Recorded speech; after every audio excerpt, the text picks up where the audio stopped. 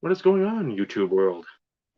Steve, Dave, episode number 68 of the Insert Revolution podcast. Tonight's topic, we'll get back to the one we had a couple shows ago and showing literally and figuratively your cards in the hobby.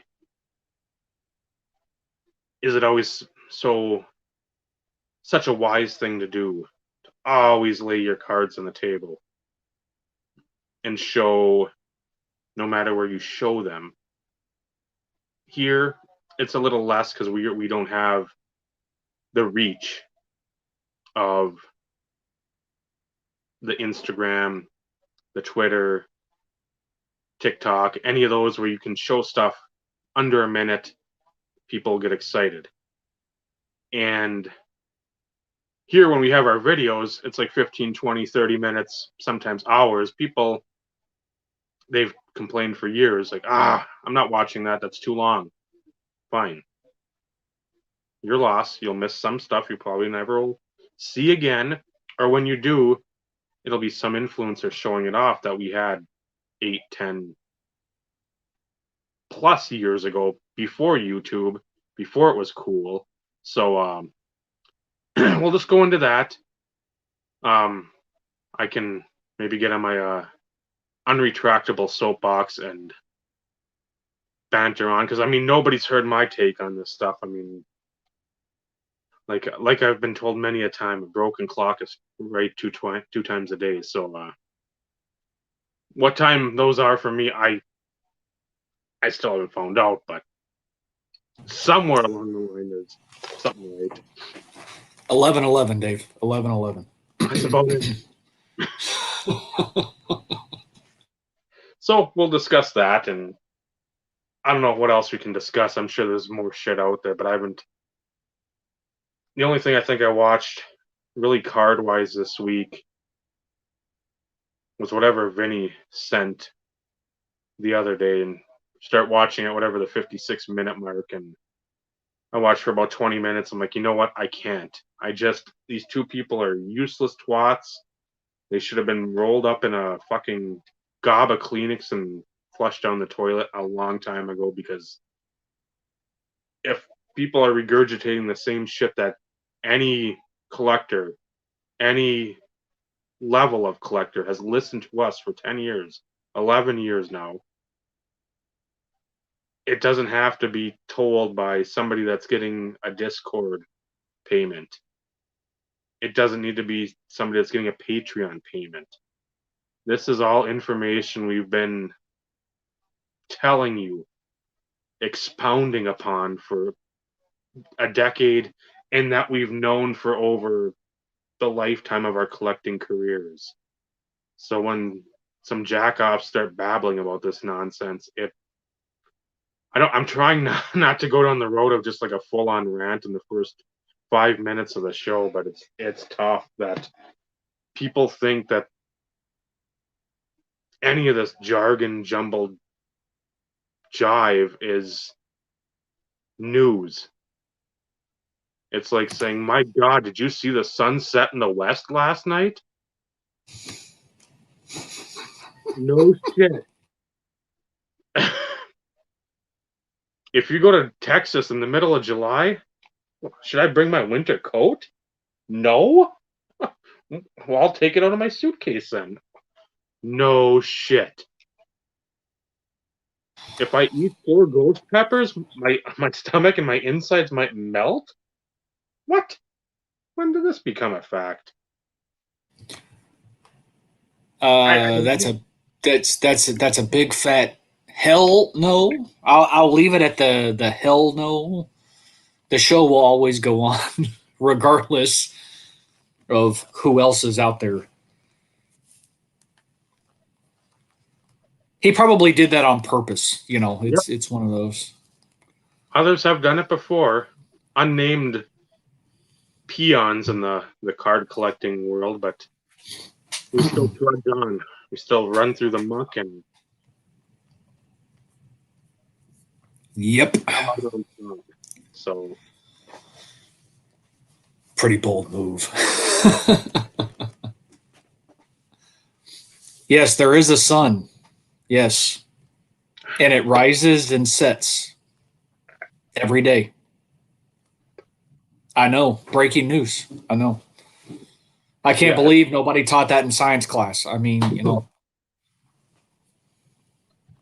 no, I can't it's believe crazy. if you didn't look up, if you just tilted your neck up and your head up, ooh. And then later in the day, as it would be foretold on SpongeBob, like let's say 8 hours later, ooh, it's over there. It's on the horizon. It's getting a little darker in that area. It's still a little light over there, but it's just I don't know. I want all these people to get in buses and just go off cliffs. I mean, just Well, as I've I said before, I've said it. Others have said it. They will slowly start to disappear and dissipate in time. We just don't know when that time is. A lot of us wish it was sooner than later, but it is what it is. And hopefully, enough individuals with enough common sense leave it alone. Let them do their thing. Let them claim that they're the first to bring something to the table. And in no way, shape, form, or fashion are Dave and I saying that we're the first people to talk about anything along these lines. This has been ongoing topics for years. yeah. So it's, you know, we're not saying anything to the likes that, well, we talked about it here first or anything along those lines by any stretch of the imagination. That's not what we do. But the fact that topics consistently get regurgitated over and over again, that's where the frustration really kind of comes into play. And evening better half, Paul, Yannick, Bob, Carlos, I, Rick. I think we got everybody in there. And yes, Bob, I agree with your statement there. Well, we can expand on that a little bit later, but I think that is in fact 100% a valid point when it comes to the individuals that are trying to sell their brand, so to speak. Uh, whether it be investment advice, their tools, their whatever. I think there's a lot to it. And that's the only way that they know how to bring people in. Mm-hmm. But what people fail to realize is that they're only using you to make more money. And at the end of the day, they don't give two shits about you. They'll claim community all day long, but they don't live it and breathe it. So I will step down from my soapbox briefly, and we'll at least pull out the sponsor. Some Yingling. The one that Vinny showed us for the video. I don't know if you saw it or clicked on it. The guy, and again, I hope somebody on here might know. Bob will, because he likes the sort of obscure humor. He looked like the guy version of the woman that was in a fire that was like in a viral clip out of a apartment type complex down in Alabama, I think, or Mississippi, about 10 or 12 years ago. And I wish this was the part where I wish I had a computer where I could go to that clip right now, incorporate said clip, because it would add so much to the the broadcast. It was the one she's got like the do rag, and they said, "Well, what happened?" And says, "I was cooking my chicken," and somebody said, "They come knocking at my door," and they said, "The house is on fire." I said, "The house is on fire? No, yeah, no," and it went on for another few minutes. But I mean that the guy looked like that didn't really have much to say that was of any use, and the guy interviewing was even less useful. So I don't get, besides pretty much being like the Care Bears of sports card collecting or investing, hashtag invest, why any of these other businesses, consignment folks, just anything that's in the hobby would hitch its wagon to all these dullards and dimwits. I don't know. I still like my um, T-shirt that I want to wear for National. I think I can drum up some more hate. I really do. It would take a little bit of doing to create such a masterpiece, but I'm very, very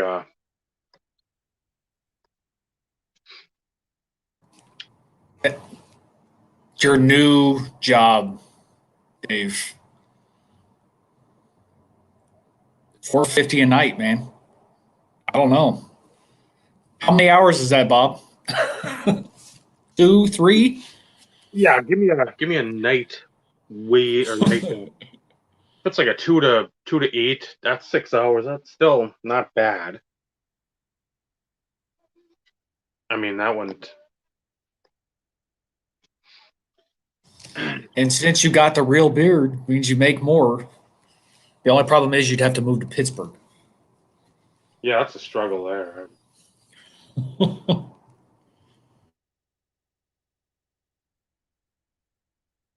I should take like a month off for Christmas, and then you can do all that stuff. Again, I hate whiny kids, but a good chunk of kids are whiny anyway. So, or their parents are. I was going to say it's probably more the parents than the kids. Yeah. So, at 450 a night, yeah, that'd be, depending on how many hours. If you could do that for, yeah, even if you start Thanksgiving night, let's say a month. It's that 12 grand, give or take. I mean, I know it's probably, well, it'd be 13,500, but um, yeah, you can just take home. And if it's cash, you can do it under the table. Or that could be the cash money tree that I've been looking for. That others have There apparently you go. There you go. And you don't have to dip into the alleged kidney harvesting. Yeah, that the kidney thing can literally stay on the back burner. It's the fallback plan. It's that fallback plan. Well, Make sure you have a fallback. we're gonna put that kidney plan on ice for now. Really, Dave? Pump Really, the brakes Dave? just a little bit. Really? You have to pump the brakes a little. Especially now, winter, little roads are a little slick. Gotta pump them a little more. Not just slam on them, just pump. So I don't even know what to say to that, Dave. I don't even know what to say. the daily occurrence. Don't worry about it. Like Michael Jackson once sang, "You are not alone." So find that on any other podcast, any diverse podcast or anything of the sort.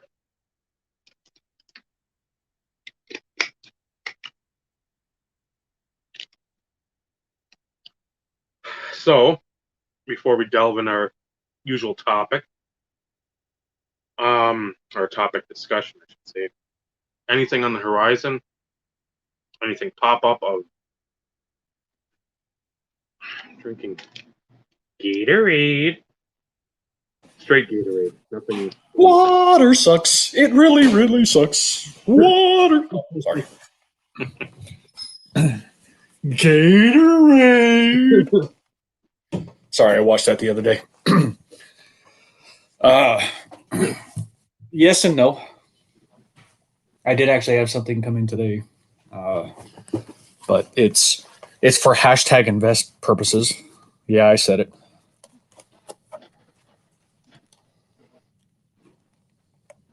Ah. I bought two. Gonna sit on them. We'll see.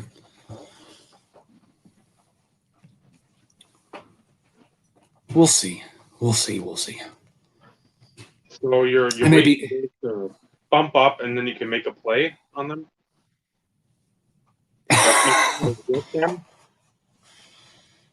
I'm hoping. I don't expect them to like blow up like Formula One did by any stretch of the imagination. But and Eric, I don't know whose question that was directed at as far as kidneys. My kidneys are fantastic. I went to the doctor a few weeks ago. But no, it's inaugural edition type situation. First time they've done it. It was on Black Friday or Cyber Week. And so I took advantage of it. And hell, I might open them. Who knows? Since I haven't come across anything to open as of late. Waiting to schedule the appointment with the plastic surgeon. Still haven't heard back from him. But I did get my appointment with the cardiologist. So, yeah, Steven's falling apart. But then again, that's what happens when you get old. Well, So, yeah. Something you get to look forward to, Dave. I got one card in. A brick? I got some others, but holy shit.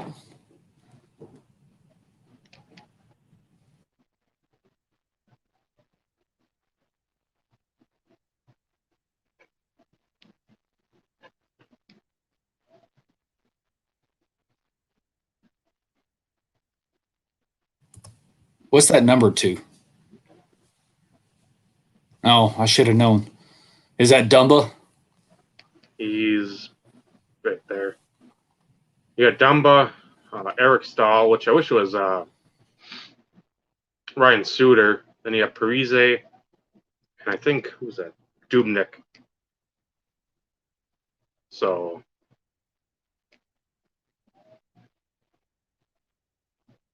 yeah, that thing is I have to get like a 320 point, I think. But really, Bob? I thought you said the headaches would be the minimum, Bob. Bob's telling jokes. That's a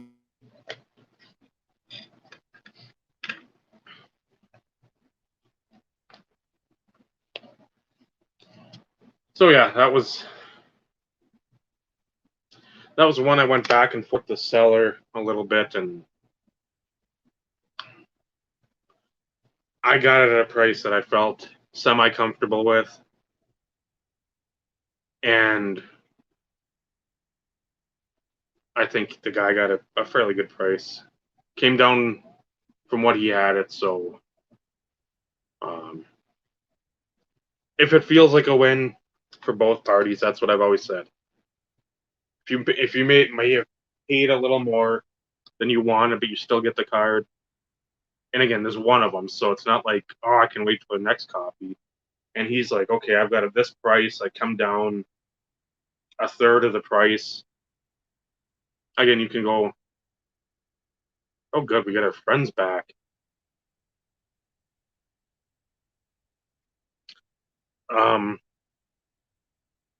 And if he comes down in price, again, you can go check out 130 Point or the any eBay sold listings. So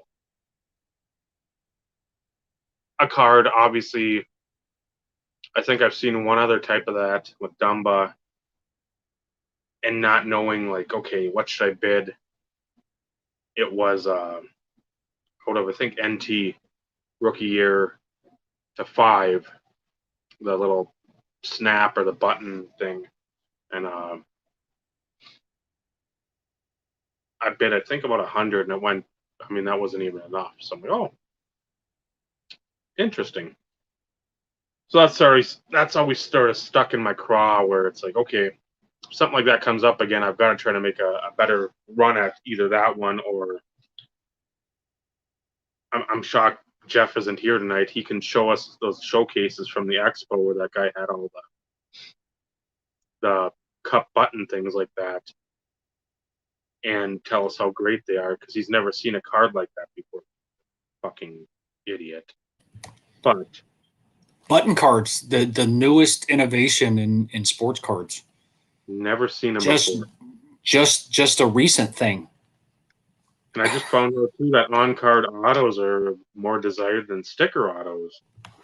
No way. Really? I'm glad you're sitting down. Yeah, me too. Actual game used cards carry more of a premium than player worn or event worn. No, that's bullshit. I will question that all day long. Nope, not a thing. Not even possible. Appreciate you, bro. So I do have a question though for you, Dave. Did you? Yeah, I just kind of chuckled at that too. I'm hoping everybody's been sitting down so far. I don't want anybody to fall over, maybe break an arm or bust a wrist or something because you're just shocked and you're flailing about into the ground and you can't even protect yourself when you're falling. You're just like, crack your head. And Bob's throwing them out too. I mean, between us, or I should say between you and the chat, holy cow. I mean, this is going to go down in IRP history as, just mark it on your calendars, folks. Maybe I should have made a stronger drink tonight. Maybe I should have gone with the makers. Did you check out the seller I sent you by chance? Yes, I a little bit. I don't remember when any of that stuff went off because I'm horrible. It hasn't. Okay. Most of them were buy it now, best offer. I thought that was the case, but there's a lot of sets that kind of fall into the Broder wheelhouse. So it was the offensive insignia.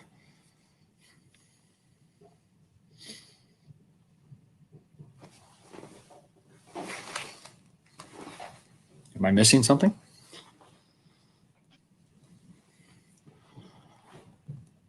Oh, maybe this is what he means. Is that better, Eric?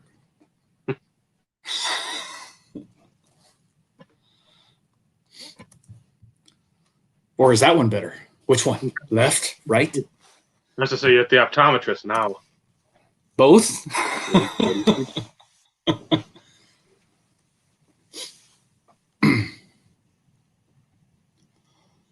Dave, you can come back now.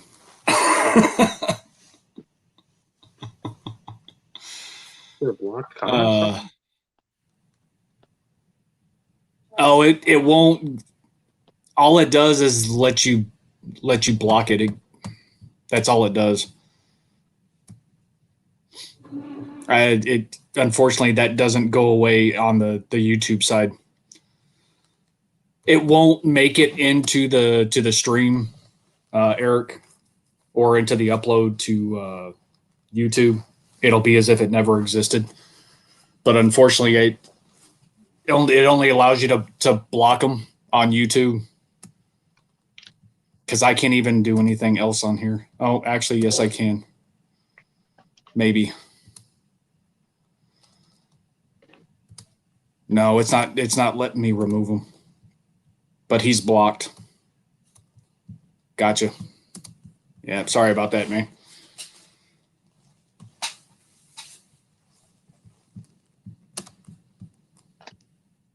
Show a couple more when you're tinkering there.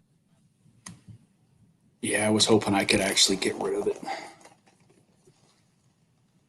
Down by the 25. And then not amongst the list of stuff, even the list I made or the brackets of years, but I think it was what, $25, so maybe 30 shipped. I mean, if I didn't win this would end up as a fake down the road.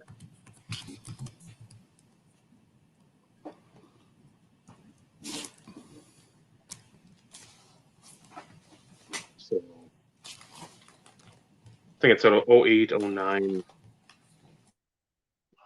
Ultimate, which again sort of gets overlooked. It's always the Cup, and other people think that Upper Deck, like the Young Guns, that's like your second best rookie, and it's like, well, I don't know, it's decent, but I like the Ultimate stuff. So again, beauty, eyes of a beholder. So, but to get that for like $30, I mean, patch to 25, even though it's basically a one color plus a little tuft of pubes in the bottom right corner that are like white. It's like if I would have actually taken a screenshot and looked down the road, that would probably have some sort of ridiculous patch, as we've seen them before. That some of that stuff, well, again, that's not a great patch for a patch card, but you can't have all logos or great looking cards unless it's some kind of logo set and you got limited to 10. So get that. And again, it's I think a guy on Facebook that I'm friends with that started up a card shop down in the Illinois, south of Chicago somewhere, and good to get it from people you actually know that do this stuff instead of people that are just like randos and don't have a clue. Okay, condition wise, whatever. It's like, yeah, I know that guy. Wow, I didn't know I got it from him. Or I wouldn't say Probstein, because a lot of times the condition of his stuff is questionable at best. But I got a couple from that DC Sports 87, and usually everything's well notated there that the card's condition or whatnot. And, oh, sure, I got the other couple, but I forgot. So you forget? No, too much. I don't do. I don't do that either. Wow, pile. Better. Jeez, better have. Come on now. Yeah. The card but then show off as well. Yeah, I don't have a card pile at all. Not anywhere close. Are those new ones, or did you already show those off? So those are new on top of the standalone. So yeah, and I know I've got about, I don't know how many more coming in, but so I will say it's like I said, I passed on the epics today. It was hard, but right decision based on what it sold for. Just because it's like, God, I that's one that's going to be. You come up to 200, and I'm like, that's pushing it a lot. But at the same time, knowing that they don't just trickle out every few weeks, every couple months, I don't want to say this is going to be like because I thought about it after it went off. I'm like, this might be the one card I listen and take Steve's words for. Be patient. I'm like, the last two sales of pretty much like $800 for the two combined. That's not a $400 card. You just take the average. So it'll be interesting to see who picked that one up. Because I want to say the one guy on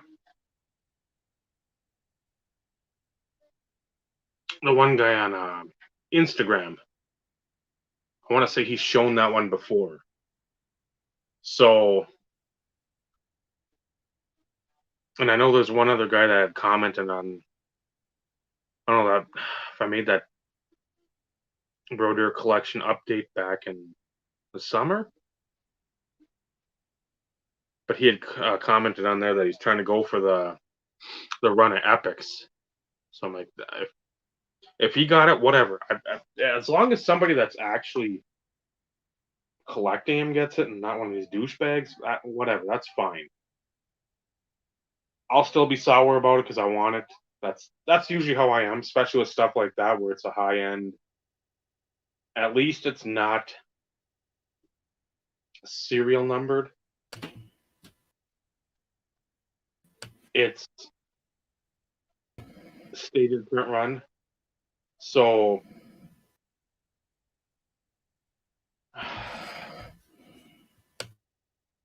I'm hoping either to sort of strike a deal with the seller because he's got a couple others that will be or are on the list, high up there, but his prices are not indicative of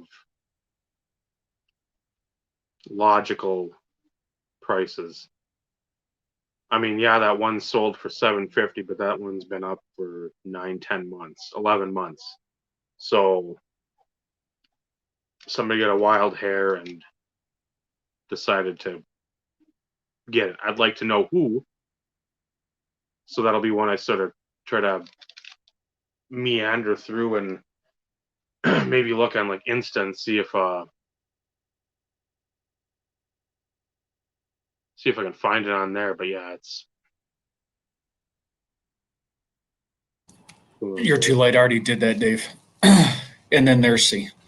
So if everybody, well, for those who hung around last week, I mentioned two cards that I was kind of eyeing, and I might have even stated three, but two in particular. One I completely forgot about. I don't know if Vinny saw that one. But Sonic. I love Sonic. See, I never was a bigger guy. I enjoyed it. That'll be another show too. We do just on like video games because I think we can burn up a couple hours of that and easy. But anyways, so that'll be one Krista doesn't even shut up, Dave. Shut up. When I was outside the other day,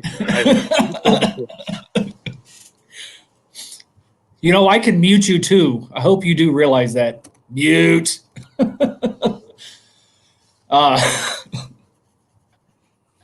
No, so going in line with what you were talking about earlier, Dave, get your ass back on here. I forgot about one, not even thinking about it because I didn't really pay attention to it.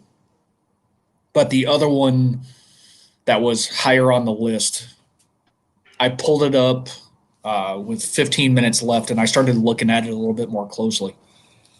And I considered it. It was in a CSG slab. It was graded a 7. But I realized it was one that had been listed before. So it had some defects. Oh, yeah. And it was the 96 Mirror Gold. I'll just go ahead and throw it out there.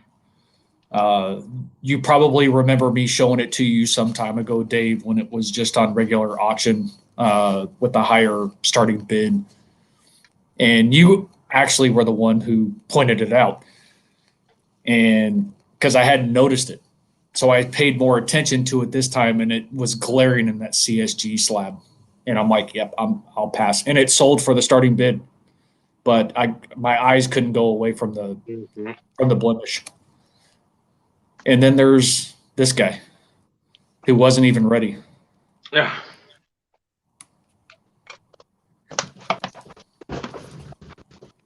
I'm ready. What's going on, Bob? Not too much. I saw an opening and I asked for a reprieve. A few minutes. Yeah. Yes. I said, oh, please, wife. May I go have some moments with the fellas? And she, gave me the blessing, and here I am. It's always good to have you. Always good to have you. You guys remember teething, right? I mean, remember how hard that was? Jeez. I got back in the day, and they worked wonders with those Highland teething tablets. It's almost like a meltable. Is that code for whiskey? No, that's grandpa's cough medicine. That's what was put on my gums growing up. I have no doubt. But what are you trying to imply, Mr. Bob Lewis? What? I'm not implying anything. I can't imagine what was put on my gums when I was a kid. Yeah, I mean, so my dad he said there was something that they used that just isn't around anymore, but it was, I'm sure, in that same vein. I'm just, yeah, anything to keep the kids quiet, tarnish or something. Right. Dog crate. Put them in the basement. Playpens, dog crate / playpen. No, it's good. We got a system now. I mean, number 3, come on, it's like piece of cake. And thankfully, she's been real easy. So not a big like whiner. But now, she's only 7 months, but like once you sort of start becoming more and more aware of your reality and like things that you do, and then those responses that are elicited, namely just like if I cry aloud or like I'm gonna get attention from somebody, they start pushing those envelopes. Fun stuff. Anyways, this isn't a parenting podcast, is it? No.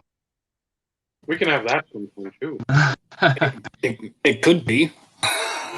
Yeah, it could. We all have experience. That would suck. I think it would probably be the lowest amount of views we ever got. Right. But then again, who knows? It could be the best show ever. Yeah, that's true. The one that went viral. I wouldn't go that far. This one is gonna go viral just because of all the revelations that have come out. That's right.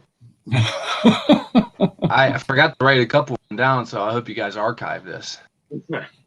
We might. We don't need to archive it.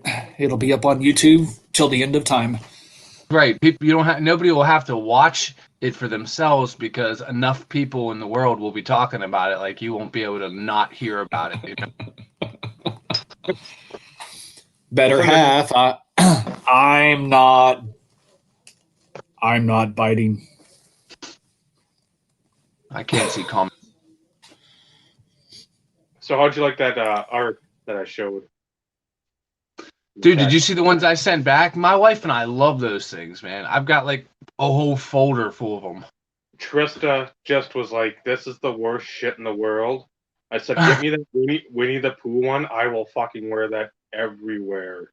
I laughed so hard. Yeah, it makes no sense, but it is the stuff I go back and I've told her it reminds me of Liquid Television on MTV. Well, for such a rudimentary drawing, there's always some subtle details that are small. I always know it was like their hands. Like there's like 10 fingers on a hand sometimes. You know what I mean? Or they're just it's just the weird little things that I don't know what it does, but it hits the right spots. Oh, I can't. They're so dumb, but I can't not look at it. The messy one, I was just crying.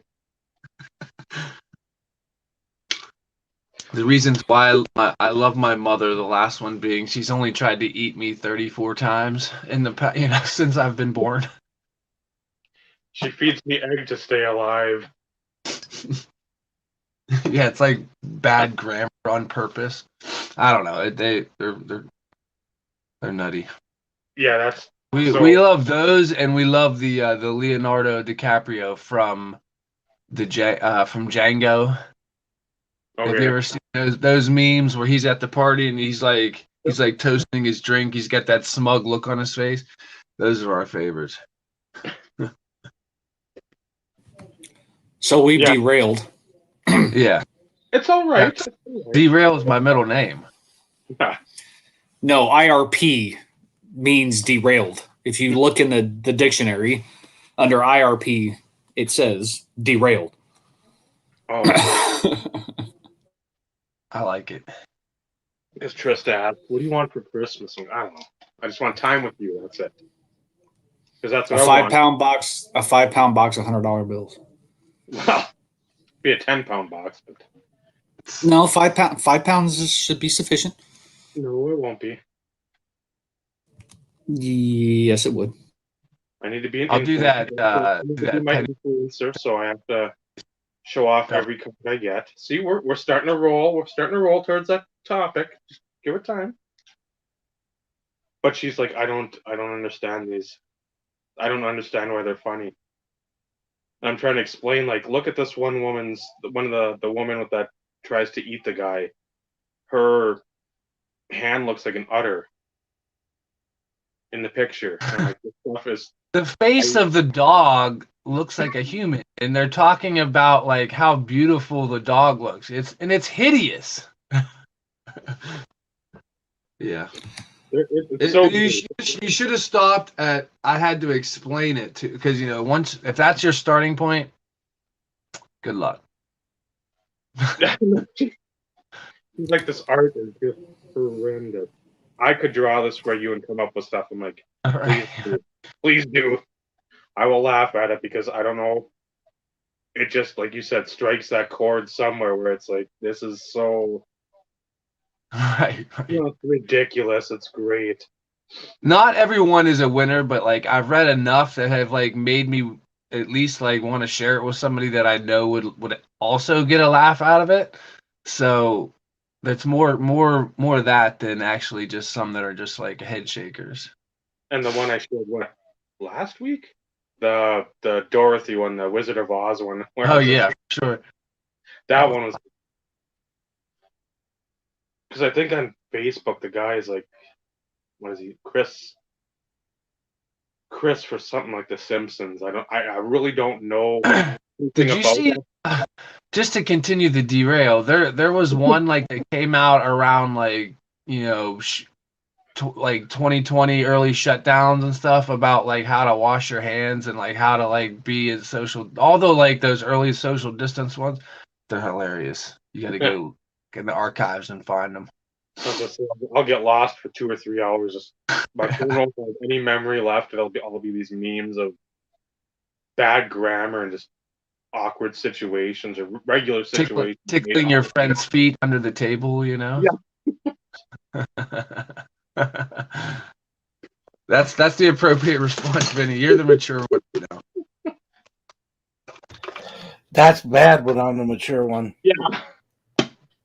Dave, have you submitted stuff for grading ever on your own? Vinny, have you? No. What about you, Steve?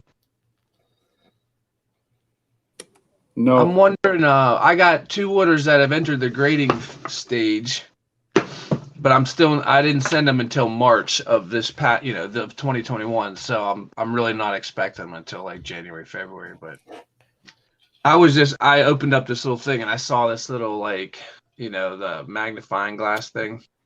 The Luber, whatever. Yeah, I mean it's essentially that's what it is. I think it's a ×7. Or maybe ×10. But regardless, like have you ever looked at a card that you thought was mint under one of those? It's like a whole new ball game, man. Like I would never submit any cards because that's how I thought I wanted to do it at first. Mm-hmm. But it's almost cards. Every card looks like an 8 under that. Up, Ruby. What's up, dude? They can actually hear you too.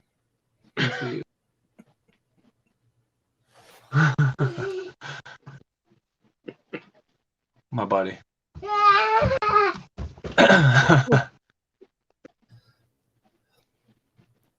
got to go that way. Yeah, it'll be a scene. What you looking for, Ruby? My toys. Your toys? Yeah, hold on, guys. My dad So- came. anything pops up on eBay for you? Several things over the last couple of weeks that I've actually took down probably 4 of them. That 2 of them were off the big list.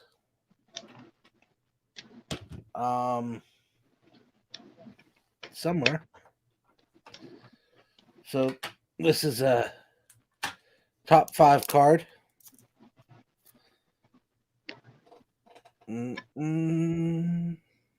Ta-da! So I have my OPG rookie. Which that's a nice one, obviously. Yep. The bottom left corner is a little soft. Other than that, centering's a little more left and right. A little more on the bottom than the top. So that's what gave it the PSA 5.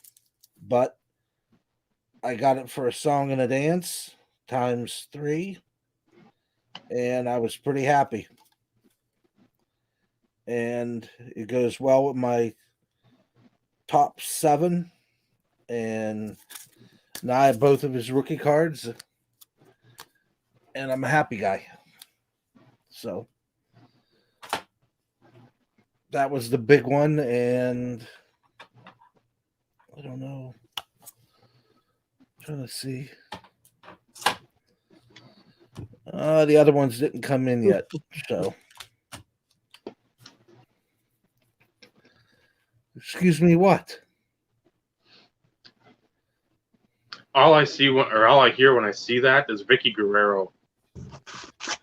I had to think back who Vicky Guerrero was. Now I remember. As in the Guerrero brothers or uncle and Eddie's wife, or widow. Eddie's wife. But yeah. A pleasant tone nonetheless when she says that. She definitely has a tone about her. Yeah.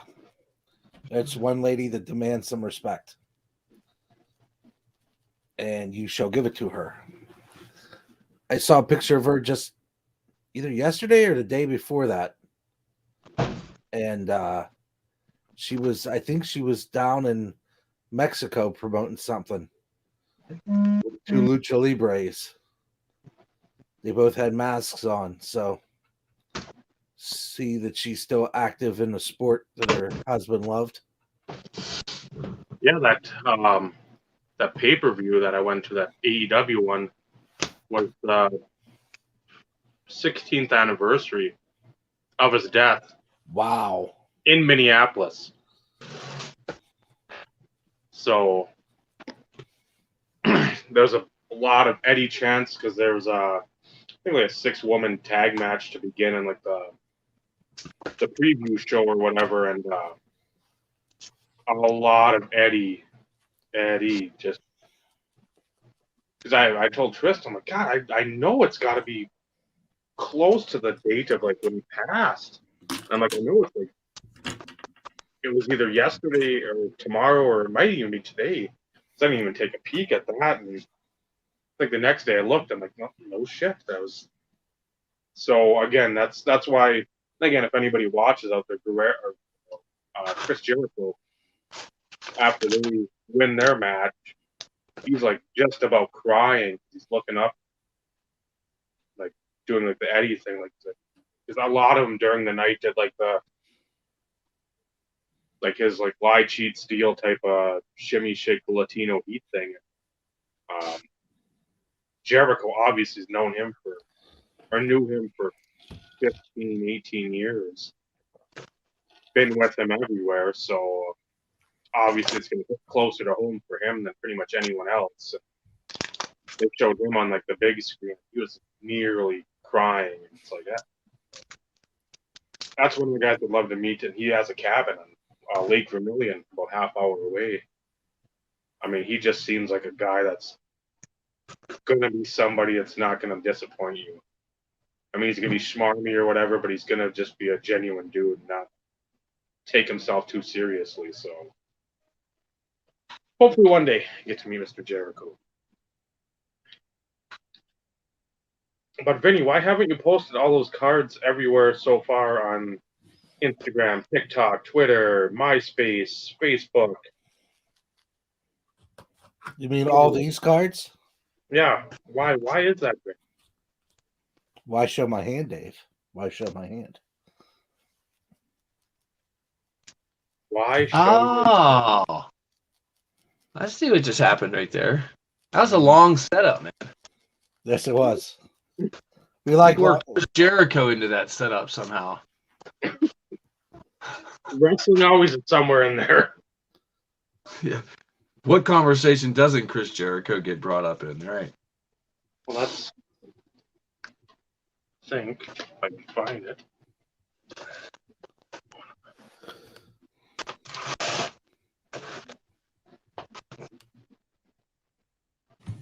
Of course, Dave would have the Chris Jericho DVD. That was one I didn't. I'm fairly certain I didn't have. So for like $6 shipped, I'm like, well, a 3-disc Jericho DVD. Now you have it. Like Bob Barker said, come on down.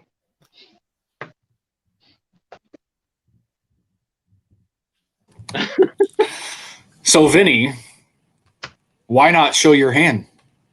Why? The question is, why? Why wouldn't you? Why don't you? Because I'm still trying to get the stuff off my list. And I don't want competition. Picture that. I don't have to flaunt my stuff. There's some good stuff in this pile. Some real good stuff in this pile. But I don't have. So, for instance, these two cards. I'm not showing them, Bob. So, Okay. I'll just there's- continue to not pay attention then. Cool. I appreciate you. The third and the Bro. fourth one were up this week to complete the little set of them. And actually this one was up as well. I thought I'd try to get a second copy, but it went higher than I expected. But I was able to take the other two down. They're in the mail. Then I'll have all 4 of them. Now buy as you please. That's when you show them. When the little goal or task is complete. Not even then. Sometimes there's cards that I really. So like. what about somebody that's sitting on something to move, and you post one and say I'm looking for the other ones, or do you?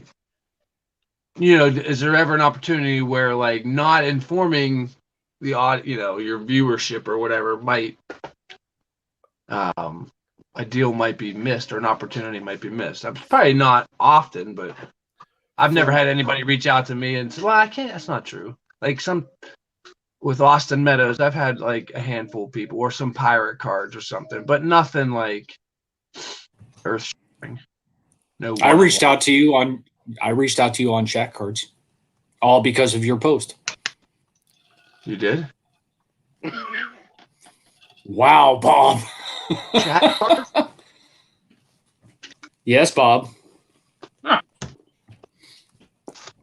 you sure you have the right Bob?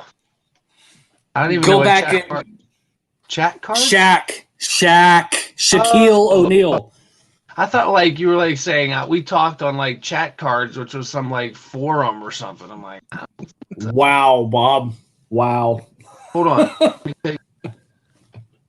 Yeah, okay, Shaq cards. Yeah. But we were already friends at that point, weren't we? We were, but I still reached out to you because of the post specifically. Oh, right. But like you Yes. already sort of had the inside track, you know. I'm saying like somebody, I don't know what I'm saying. Just because we're friends doesn't mean that we get a deal done.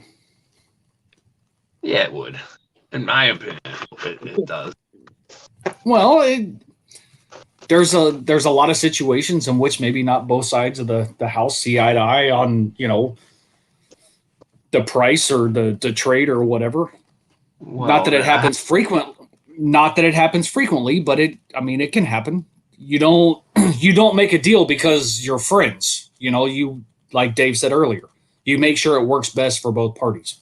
Because then at the end of the day, both people walk away satisfied. Yeah, I get that for sure. I've got an on the table trade of an Acuna card, an Acuna pink refractor from Topps Chrome, 18 Chrome, right? It's a raw card, but I was able to get it laying a couple, so I had one to trade. So initially, the guy who is a friend, a dear friend, sent me 30, 35 pictures of possible trade bait and nice stuff, but just nothing that we're just not there yet, and it's fine. Like the friendship's not fractured. Because we haven't come to a deal yet. He's aware it's on the table, so I just wanted there's the upside with the Acuna. I just something of equal upside. I'm not even concerned necessarily that I got to get a certain dollar amount. I'm not going to rip myself off, but Yeah. something that I can like they were more like mid 2000, jersey cards numbered to 200, 250 of like, a Monty Toomer and stuff like that. Like they were cool, but that's just not something that interests me.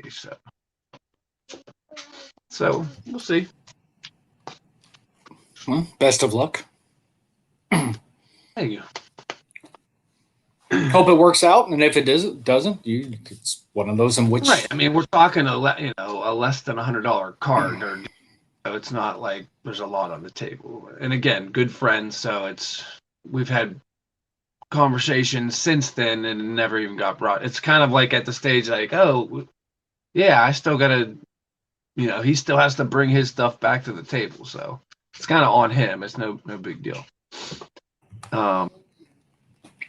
But showing hand, there's a few ways to interpret that, in my opinion. Like, because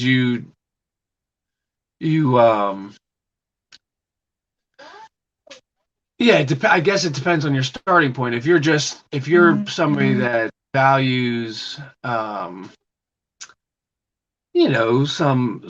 privacy, then you're not going to be showing your hand. You're going to show enough to, like, especially if you're making regular content, that you want to show enough of your hand that proves that, like, what you're talking about, or that, like, you collect what you consider to be quality, or building a quality collection. Like, you want to show enough to like matter, for the lack of a better way of putting it. But I respect you. You guys are a little bit more play things closer to the vest than I do typically. Now, I don't show everything, but I think I've shown my best stuff. I mean, it's kind of one of it is particularly like a pretty important part of my, so I can't really, I want to share that story about that card and stuff. So, or like getting the Clemente rookie, or like what happened to Jordan rookie. Like that's, I don't feel like people aren't going to steal it from me because it's not in my house. So it's.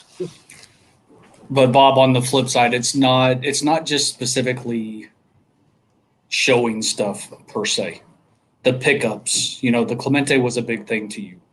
The Brady was a big thing, is a big thing to you. Getting your Beam Team Shaqs graded, that was a big thing to you.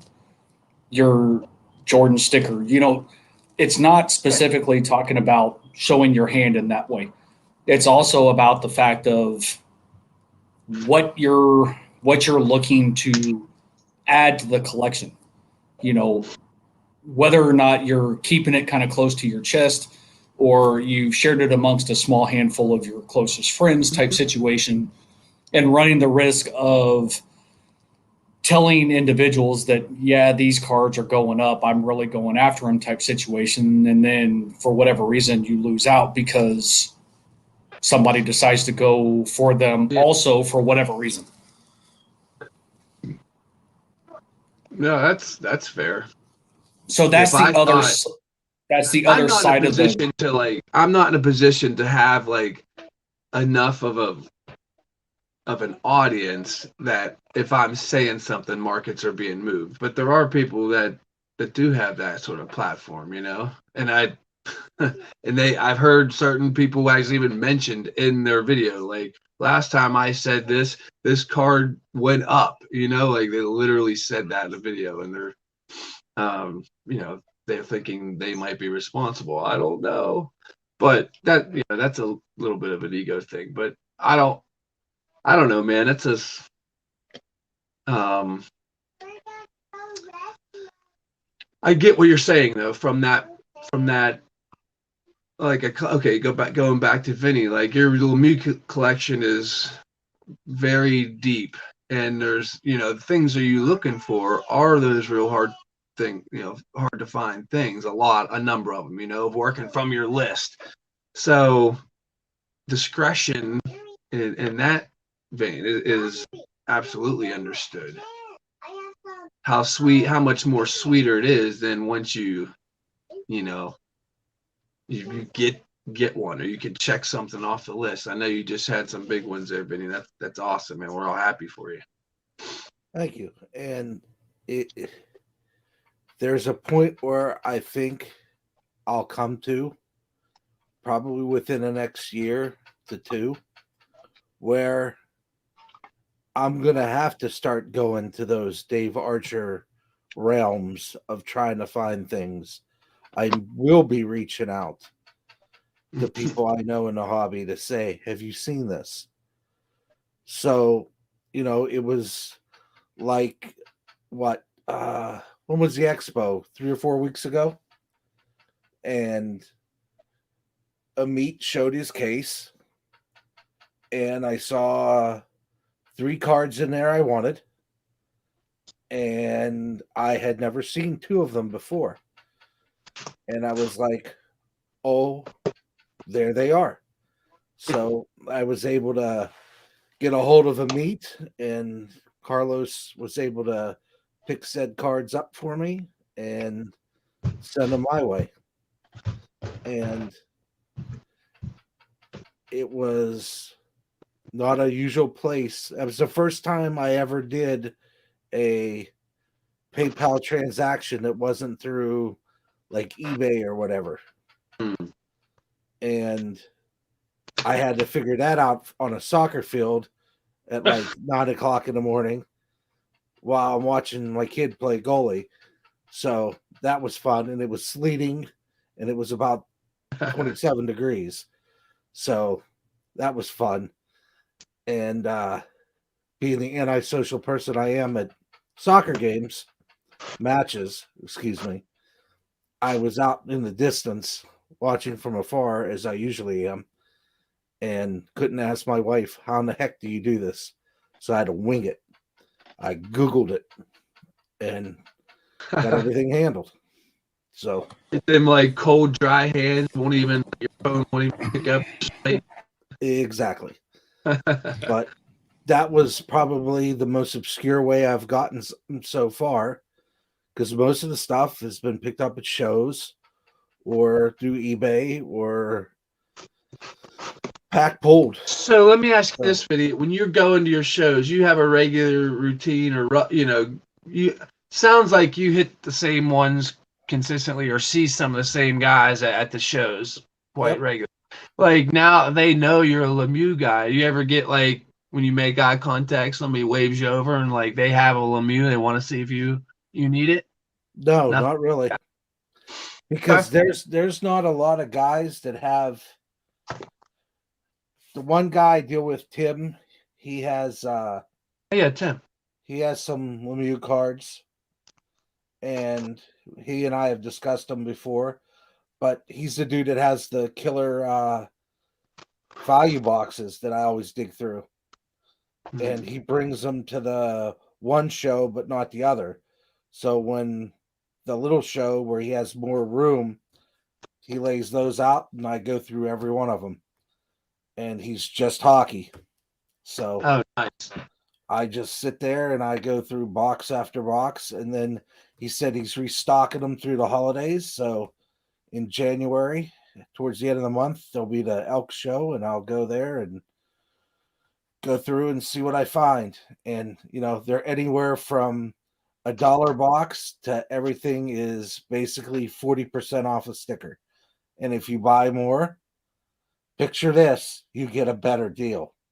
What? I don't know, but that's the word on the street. Wait a minute. No, Hey, another revelation. Make sure you get a timestamp of that one. That's key. Somebody hit Dave with the defibrillator. Clear.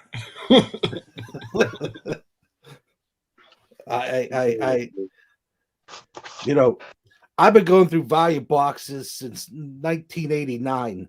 So if that's something new, news to me, because I've been doing it forever. The first show I went to, I'm like, what are these? Those are the value boxes.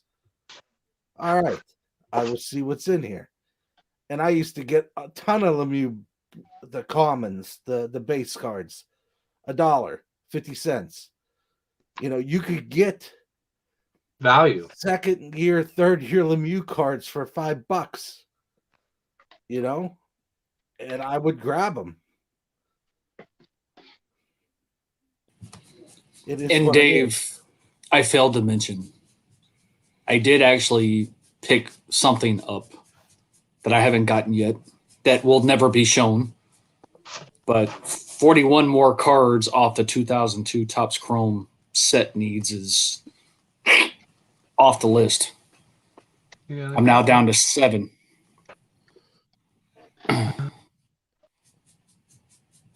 That's the classics. Yeah, That's the auto, what, the 2,000, 3,000, 3,500, 6,250? 1150.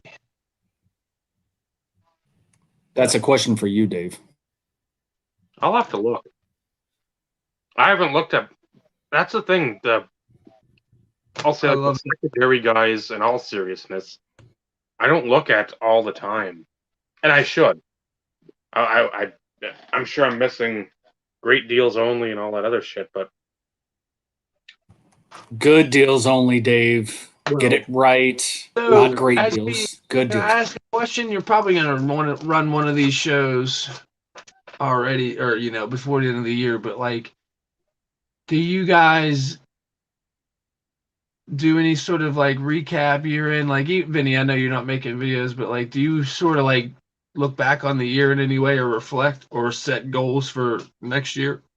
I've never really done that, and I just thought like it might be I don't know, it might be an opportunity to do that, to kind of look back through my content, look at some of my pickup videos, and kind of document which one. Like, I picked up I just pulled a couple here. Like, this was a pickup this year, so it might be kind of nice to like document that.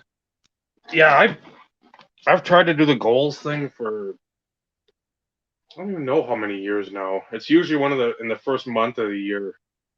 I'll Yeah. put like a goals video up. Usually you think about it the first week or whatever, and you're like, okay, maybe jot a few things down. And if you're still going in the same direction with your collecting and collection, you're not going to be like, oh man, I'm going to pick up Peyton Manning rookies, or I'm going to pick up, I don't know, Sharif Abdul-Rahim like patch cards. It's like, no, I'm going to keep plugging along. I hope to get 2 or 3 off the top 10 list, maybe like 6 out of the top 25. Still have to revise that after the year that I've had. And I mean, if I even did just like the top 25 Brodeur pickups for the year, that's a stupid list of stuff that I'm like, never would have even thought half the stuff would have come in. And I mean, there's been other stuff I could have got, but I mean, I know 3 right out of the gate that was 2 SPX Force autos, and then the totally certified platinum mirror to 25. It's like those 3 right there. If I got nothing else for the whole year, Yeah, that's a good year. So I mean, there's stuff I sort of like half heart like as I'm asking the question, putting it out there for Dave, and then thinking of like bi-weekly 30-minute mail videos. You know, it's how like if you haven't already been keeping track of that, that's going to be a lot of archival footage to sift through. Well, yeah, and that's where I like doing those. Because I can talk there, and I don't have to sit and post on Instagram every day. Try to be an influencer when I'm not.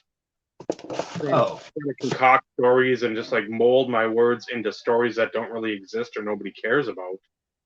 Or questions. I'm asking you a question that you're like, I really don't care about that question. I mean, even if you ask it in the way you do, I'm showing off cards. I'll give you a tidbit about the card. Maybe there's a sale, like, hey, I bought it from Canada. Everything else has come within a week. This thing was 2 months, and I was like sitting on pins and needles because I spent X amount of dollars on it and I hadn't seen it at all. And I'm like, it was a pretty cool card, and I got it for more than I wanted, but it was a card that it drew me in, and I'm like, I need to get it. So, and then the end of the year, if people want to watch that one, I never care, and I never will care about the view counts. I never will care if people watch. It's always for me, and again, coming from me, it sounds horrible, but giving back to collectors. If I've got collections from all these players, all sports, it's not like I'm just picking super modern, ultra modern basketball. And I'm telling you about that which nobody cares about because it's being mass produced right now. I'm going back 20 years, 25 years to stuff that people have long since forgotten, and trying to like do a little education. I'm not saying I'm a know-it-all. I'm saying I've probably forgotten more than I know. But in the same breath, it's like you look, okay, you got the YouTube Hall of Fame stuff. So then you look at some of these people that come out, make videos. I'm like, okay, I want to see what this person's putting out because I've never seen them before. They're in the community. They obviously know about this. Let's go down some of these people that I've never heard of. You watch a few videos and you're like, can't stomach that. Can't stomach that. But it's like, you might find some gems in there just because there's so many clicks and niches and groups and collecting realms in the card world that you can put on YouTube. And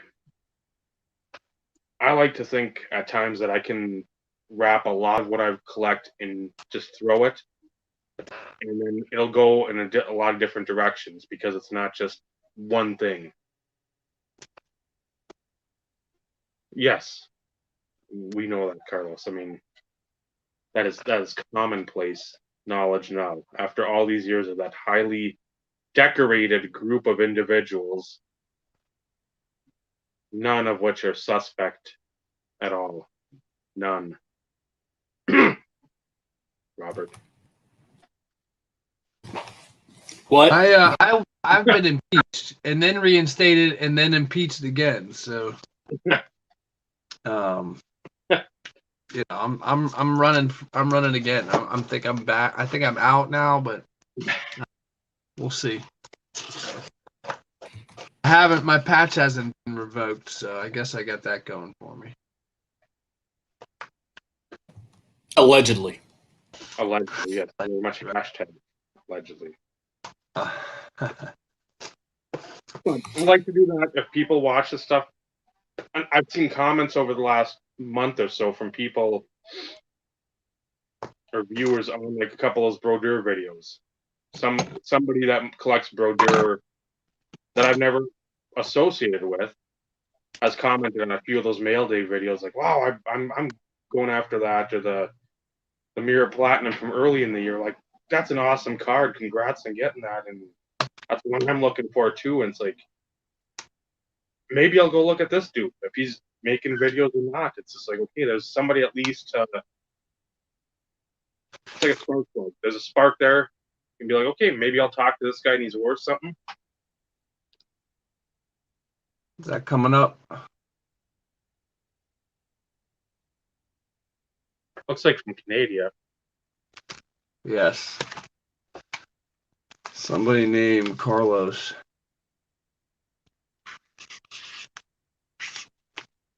If he's still watching, thank you, Carlos. I haven't opened it yet.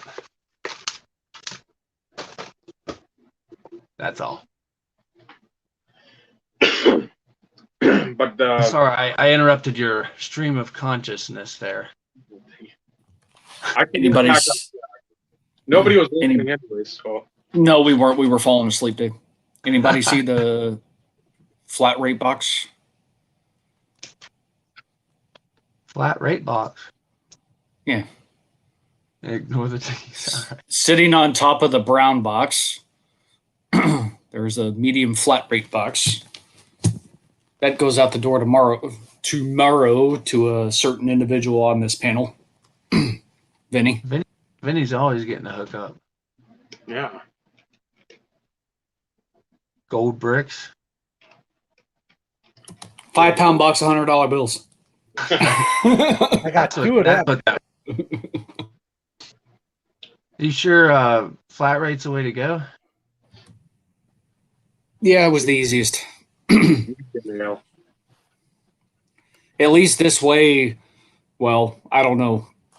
We're hoping we don't have a repeat of last year, code 1339 or whatever it was, Vinny. Yeah, 13. In the package that you sent me. I still have the box. Let's see. Hold on. Let's see if we can refresh the code. Let's see. Oh, I don't know. The tape's been partially ripped off. Oh, code 29. 29. Close. Yeah, code 29. Yeah. Code 29 was written on the box because this thing was lost for what, 4 days? It seemed. Yeah, 4 or 5 days. Right now I'm staring at a 1, 2, 3. How many sticky notes do I have?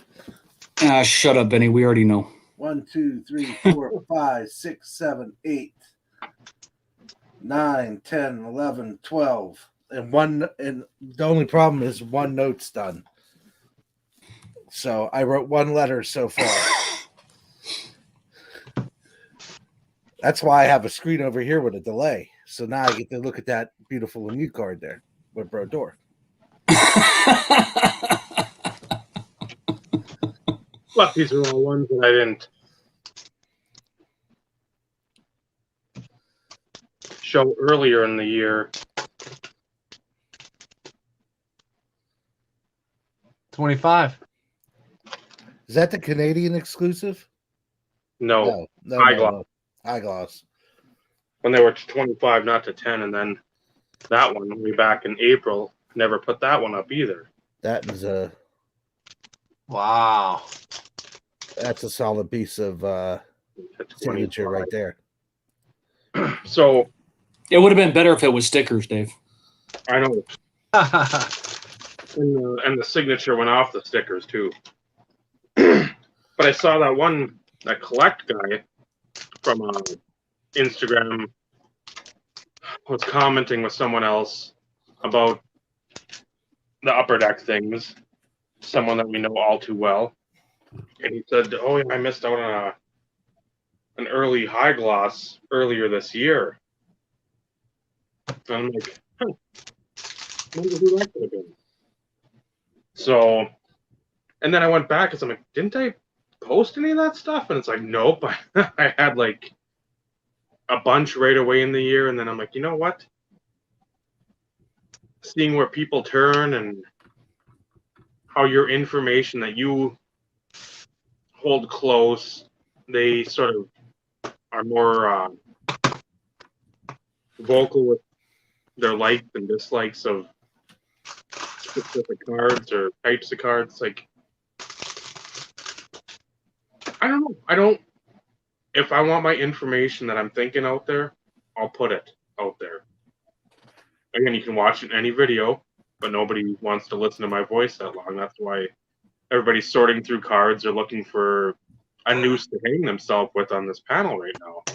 You're seeing your Bob.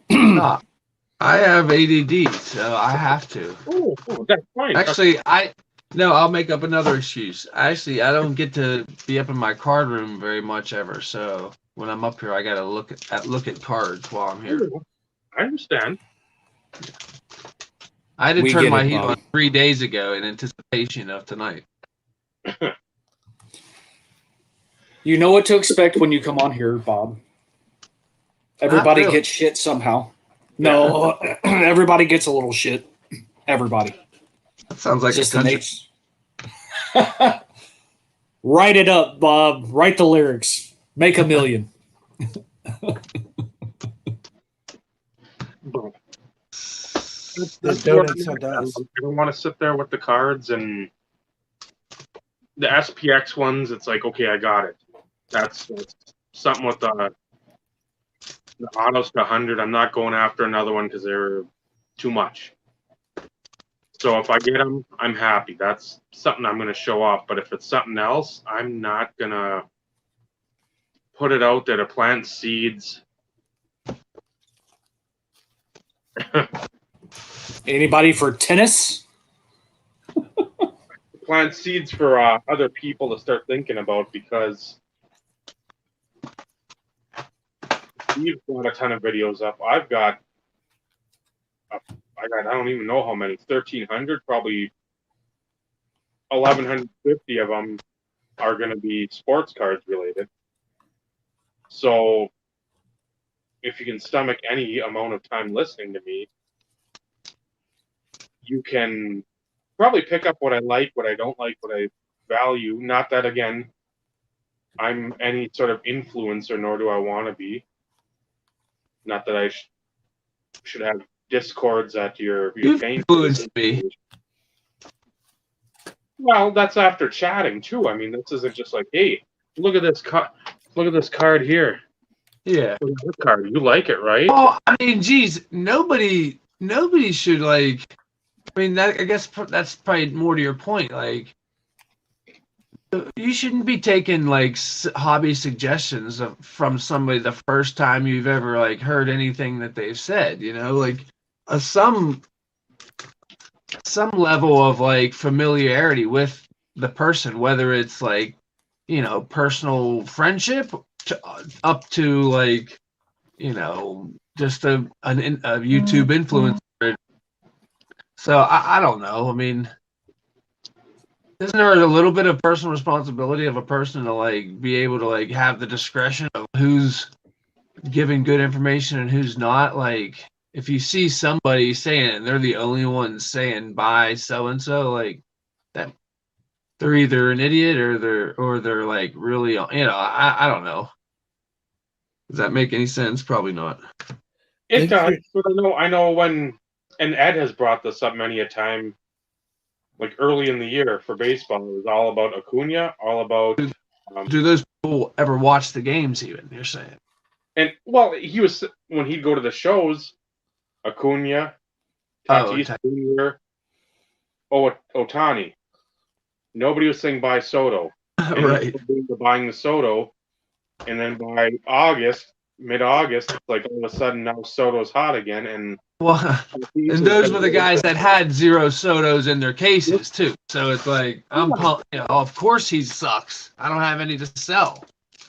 Yeah, but at the same time, there's time to buy him too, and sort of make that play. But yeah, when you're sitting there, and if that's another thing I'd say, don't follow. If you see a guy's showcase or a gal's showcase full of that stuff, and that's all they're pumping, it's like, yeah, you know what? I'm going to step away from you because you're just trying to be the used car salesman. You're just trying to push and peddle what you've got instead of engaging with some sort of intellectual printer. You've got half a showcase of Otani shit and 10 Tatis cards, 4 autos, and maybe like a 101. You're like, these are the guys I'd invest in. Well, no shit, you're trying to sell them to me. Mm-hmm. I'm like, yeah, that. But if you can get somebody that's like doesn't even try to make the sale, more so, I'd try to maybe buy from that person because again, if they just want to talk sports and are knowledgeable, they're going to have a little more of my attention than the come over here, look at this card. I bet you haven't seen one of these before. Yeah. I just fucking fell out of my mom's womb at 41 years old, you dipshit. Shut up. Like, we could go on about card show etiquette too, but I've seen that's been replayed plenty of times and making deals over top of people. Yeah. Or my personal favorite, when you go through my stuff, make sure you return it the way you found it. Yeah. I'm like, isn't that like the common courteous thing to do? But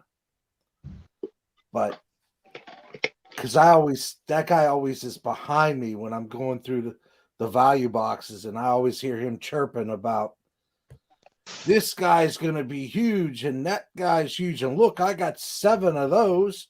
I think I'm going to make X amount of money. Who cares?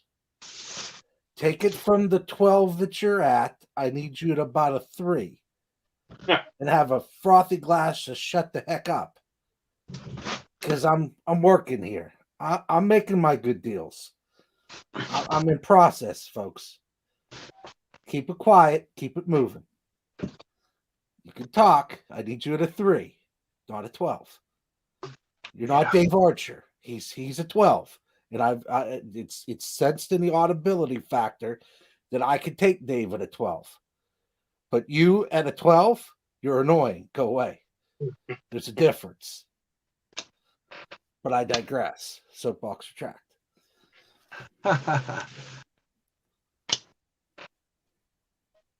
And like I've said as well, if you've got a story behind a card, the Brady, where again, you had pulled how many back in the day, sold one at the rock bottom price, and then just sort of kept along with this one. Yep. Shaq obviously was a big part of your childhood collecting. Yep. Vinny with Cousins Corner or whatever it is, and the Ultra Lemieux. Cousins Corner. So again, when you have those types of stories, they should be told to be remembered, not, well, I saw this card in somebody else's feed, and I thought it looked pretty snazzy, and then I got one in and, oh, wow, it looks better than it did in the feed. No, just shut up. I want to hit you with a dictionary in your fucking nose. Yeah, that's another one. This shiny card looks way better in person. No shit. What gave it away? I don't mind the wanting to be excited about cards. That's something that we should have in the hobby. You can't just sit there and not have you just get like a card in. I got this card in today. It is nice. Look at the card. I got this card in today. It is also nice. Look at the card. I mean, you want to have something to tell, but at the same time, you don't need a Shakespearean soliloquy every card you get in, ending with a question to the public. I don't know. I want to talk about the card, its qualities. Yeah, like, are you just like can't some purchases just be like a run of the mill like purchase? Not everything has to be like earth shattering with tons of research gone into it and you know, spreadsheets about future potential. Like, not everything is that serious. I mean, if that's your game, okay. But I don't know. That's sort of what I'm picking up from what you're saying. Yeah. You need Like, you don't have to make yourself sound like you're a hobby insider like every video, you know, or every post. finding out new knowledge or something that you're trying to share with people. It's like, well, a lot of the community, especially when you're collecting a sport, knows of said cards. If we collect hockey, we know Young Guns are a solid rookie to buy. The SP Authentic Future Watch. I mean, there is like, I feel like there's that approach to like, if somebody was starting a channel in the hobby space, right? Starting to put content out there, you have to make a decision of like, are you coming at this from like if you've been in the hobby for 30 years or you just got in last year, if you've been in 30 years, you have to make the decision of like, am I just gonna like jump right in, or am I gonna kind of start my channel as an informational channel from the beginning and like talk to people like they have no idea anything about cards every video? So like that kind of content doesn't immediately interest me, because I feel like, you know, you're in high school and they're talking like primary school stuff, you know. Somebody doing a breakdown of like the different grading companies, you know, like based on their experience. It's like, come on, man, like we got it. But if I just watched my first YouTube video today, that would be something that would potentially interest me. So it's like, what audience are you trying to get?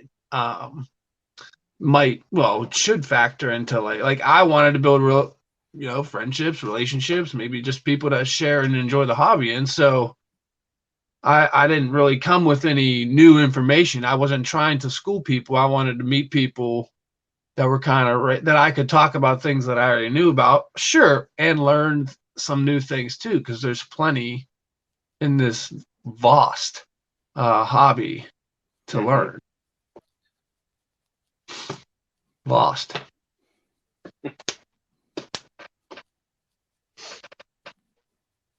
Yeah, that's and I don't think any of us, especially now, 3-4 years ago, we probably did a little more looking around. At least I did. Steve, I don't know how much, even like 3-4 years ago, you were quote unquote searching YouTube for like, hey, let's see who's out there. Or let's just take a dive into the card community or whatever it would be. Bob was getting his feet wet. Vinny's watching videos here and there. A fair few.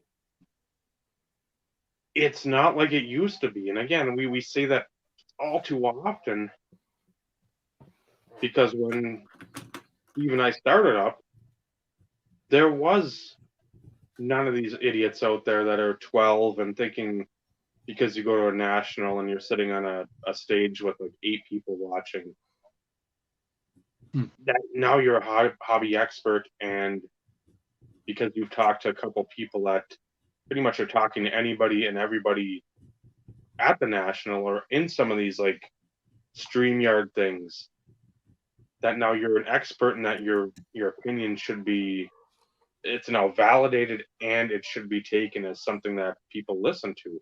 We were collectors. We are collectors. We're just showing our collection. more about, hey, I got this card. This card came in. That's it. And then, hey, Steve's over on his channel tonight on blog. He's got some boxes from the shop. We bust them at 7:30. You guys stop over there. 8 o'clock, we're going to start. So 7:30, 8, we'll try to get payments in. We'll go then. It wasn't, I went to PSA today and I got all these cards graded, and here's the grading scale and the fee scale. And we can find that on the internet without you putting a 20-minute video out there. Yeah. It's information. If you can fucking use a browser on Google or Google Chrome. There's PSA how-to videos from that Packers corner dude from like 13 or 14 years ago that like is still relevant today because it hasn't really changed. You know what I mean? Like they did, I think he was doing paper submissions at that time, but it's the same thing. I mean, I don't know. I don't know, like, you know, where this is going, or like I can't say like I fault anybody for whatever approach they decide, but I'm easily just like, you know, they have no real bearing on me, so I don't watch it. I don't get emotional, but like, but I do hear the side, and not that you've said this at all, but like on occasion there is like this notion that injustice is being done to unsuspecting, like maybe new people in the hobby, or they're getting, you know, maybe something that we would deem as like bad information or at least incomplete maybe. And, you know, that's the injustice that like can enrage, you know, a person like Dave, who's been around and seen enough to know, and well, any of us really, that, you know, we can maybe spot some market manipulation a little bit quicker than somebody else. Like I didn't know what shill bidding was at first, and I must have lost my first 10 auctions by, you know, cents. I'm like, how does this keep happening? Like, but you sort of live and learn, I guess. I mean, how many people that got it? I keep seeing these videos of these high-end cards, all those cards from February and March, and where they're at now, like namely like modern basketball stuff. I mean, there's some people that lost their shirt on some stuff. No doubt about it. But in the same vein with them, it's like, if you're going to listen to the guys that have the most subscribers, that doesn't mean they have the best knowledge. Just when people equate subs to informational use, like, oh man, he's got 100,000 subscribers, he must be the best. It's also tough, and I keep interrupting you, but I just had a thought. Like when I see the videos of like, you know, 5,000, 8 or 5-figure hobby, you know, beginner mistake or whatever, and it's like, oh, and then they're telling their video, but in their video they're at home, and it sounds like they're in like an empty warehouse because their house is so big and it's like echoing in there. You know what I mean? Like somebody that doesn't look like they would even notice a 5-figure hit, you know? So it's tough to kind of like, you know, if you're wanting to put yourself out there as you know, an everyman collector, and just wanted to share my experience and my mistake to help everybody else, comes off a little insincere, or, you know, less dire than maybe it really was for them. But anyway, misleading. Yeah. You know, when you say you're gonna, well, you know what, guys, I'm not gonna be going to any card shows this month. I'm gonna try to rebrand my web page. It's like, no, because you're probably getting cut off at some point by mommy and daddy because you don't do anything. And you're flying out every weekend to card shows. Your merch store failed. Nobody wants backwards hats and sunglasses on your t-shirt. Nobody. I'd rather have a whole display or wardrobe of that oddball art on everything I wore than that stuff. So when those guys are just coming off as like the happy-go-lucky and this is how you can make money, nobody mentions the failures. That's the shit that always has gotten all three of us and Bob when he comes back on, and a lot of us in the chat, probably a lot of you watching afterward.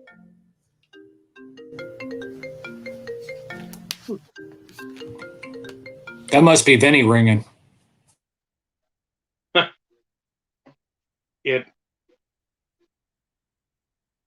You can't have, I'll say this for some good friends out there, unicorns, rainbows. You missed one. Toilet flowers. You missed one. Meatloaf said it best, but I'm not. Gimmick infringement. Copyright infringement. When you constantly in a thunderstorm, I'm trying to look for the sun. It's probably good philosophy in life a lot of times. So to have the glass half full instead of half empty. But if you fail with collecting in some aspect and you never give it, and you're these, and they're not even big influencers by any stretch of the imagination because it's somebody with like 4,000, 3,000, 2,000 on yes, Clint, once in a while you do. I don't. Another revelation. Sit down. Everyone sit down. Find a comfy seat so you don't fall over and hurt yourself. When you're constantly sitting there and saying, no matter what your reach is or what you're trying to reach, when you don't give the whole story, that's what always pisses us off. Full fucking transparency in any realm of life, card collecting or otherwise. Full fucking transparency. It might not build you 8,000, 800,000, whatever it is, subscribers, but those fuckers you don't care about anyway. They're not going to appreciate you. You taking a picture with them at a card show, that doesn't make you any more cooler than anyone else. If you're actually reaching somebody with some sort of semblance of intellect, knowledge, tidbits of information that aren't being bantered about the community in every other video, if you reach 5 people, that reach is greater than saying, collect a goat. Kobe's a goat. I collect Kobe. He's a goat. You don't need to have that. That's another thing with the showing your cards. If you show that you're intelligent, don't show that you're just another pawn in the scheme.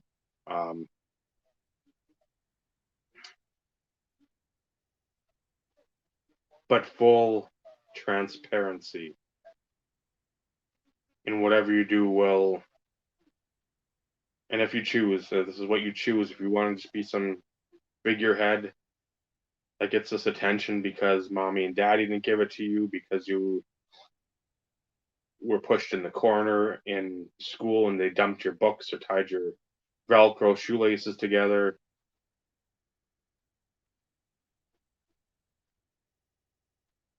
You want to go that route, that's fine, but being transparent with who you are, what goals you have, in how you want to be, or what you want to be perceived as in the community. If you want to be just a tool, there's a Craftsman rolling toolbox that's got a bunch of people in there already. You want to be authentic, you want to stick out sort of, even if you don't want to sit in there and put yourself out there. Unlike these people that live in their parents' homes and have maids and go on their parents' dime to vacation destinations in northeastern California and elsewhere, be fully fucking transparent.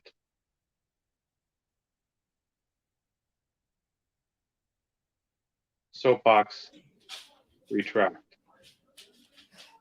At least a little bit. I feel like I'm on a podium all the time. I'm gonna have a motorized podium just going around town. Make sure my soliloquies are just gonna read. That's what's gonna happen. The groans from the general public. I'm like, oh. The dogs agree. At least Ghost does. All you need is one. All you need is one.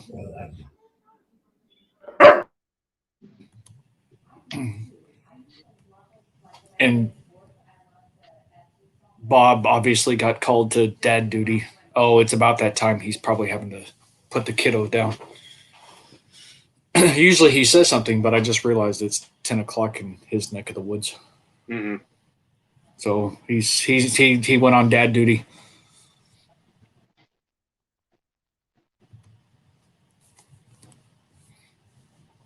I have nothing more to add to what you said, Dave. I mean, you nailed it on the head. And as you said, it's not just from a collecting aspect. It's just everyday life. You know, show me attention, Dad. Show me attention. Give me attention. I'm not his father. I'm his grandfather. It doesn't really matter, Dad, granddad, grandfather. Really.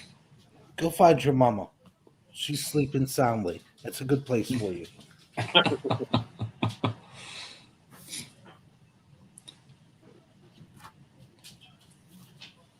Obviously, he didn't listen. No, he went to the better half. Now my dog. Okay, Dryden. Dryden just went outside with Ghost. And no, he's not named after Ken Dryden. If anybody ever cares. So I was going to say probably nobody would ask that question, but you know, I digress. Then again, who knows?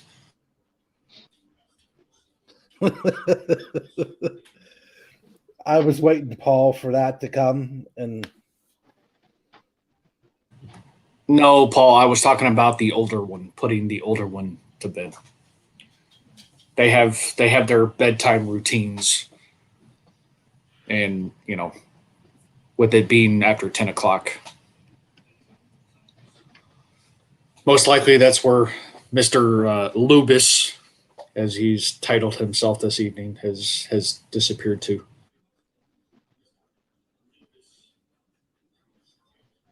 And the couch versus Lake Superior, Dave.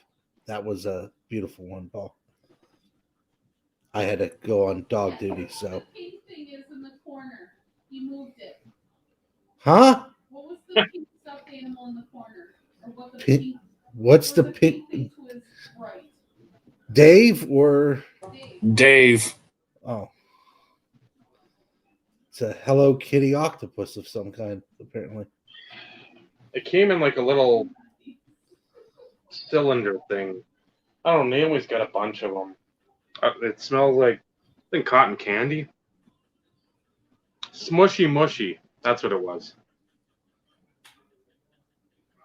I'm glad she's asleep, so she doesn't need a smushy mushy. Or these mush. They have mini ones too. Oh, she has that. She has a narwhal. So That's the narwhal. A pug. with a ice cream on its head. That's what usually I associate a pug with. Again, if that's what she wants at 11 years old, pillow type shit, I will buy every pillow I can. I don't care. Opposed to makeup and God knows what else are the options. The kiddo soundly in bed there, Bob. Almost. She needed what did she need? The red 5 or red 6? Wallet. So that's always dangerous. Well, we know not to get you any red 6 because it knocks you the heck out. No, I think that was the beer. Red 6 beer. Needed some of that.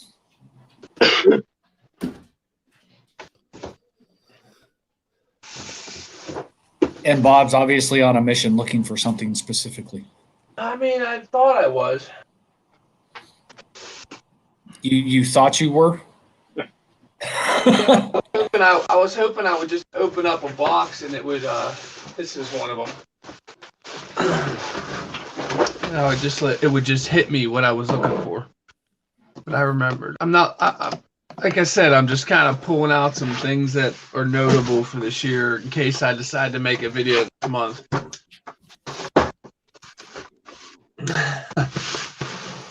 That's why all my stuff is still sitting to the right of the table in the event that I choose to make like a top 10 or whatever for 2021. And eventually I'll get around to integrating whenever I get to that, because that's it's a lot of work. Yeah, man. All about checking the checklist and making sure everything's still in the same order, or because I do it by the Beckett checklist, and Dave always hates that. It's kind of like, oh, he shows this. Well, where the hell's this? Well, where the hell's that? Oh, there it is. It comes after that, obviously, in the Beckett checklist. Yeah, if I have it, eventually it'll work itself out. I'll get to it. The refractor and atomic refractors piss me off the most. Those are the ones. Because again, I usually go, and most of the time that's what we've done. But again, if you go by the Beckett, it goes atomic because A is before, and then refractor. Instead of, again, refractors were simpler, more plentiful to pull, opposed to like the atomic, which are more difficult to pull. So, Christmas Eve. And then Christmas Day.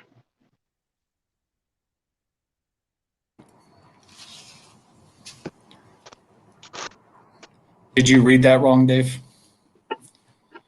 I always read everything wrong. We're having a pageant. In other words, since Vinny's got stuff to send out, I'm sending something to Vinny finally. Vinny's sending to multiple. It better half, correct me if I'm wrong, but I'm assuming she's referring to when we'll actually get a lot of people on here and open care packages. So you mean I have to start sending shit out? Yes, Dave. No.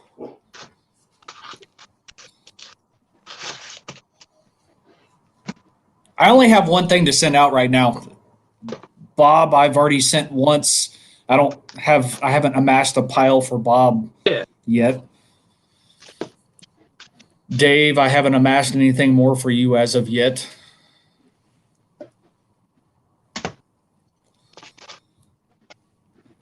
No swimsuit competition either. We'd probably get banned forever from YouTube. Go back in my videos. You can see some revealing.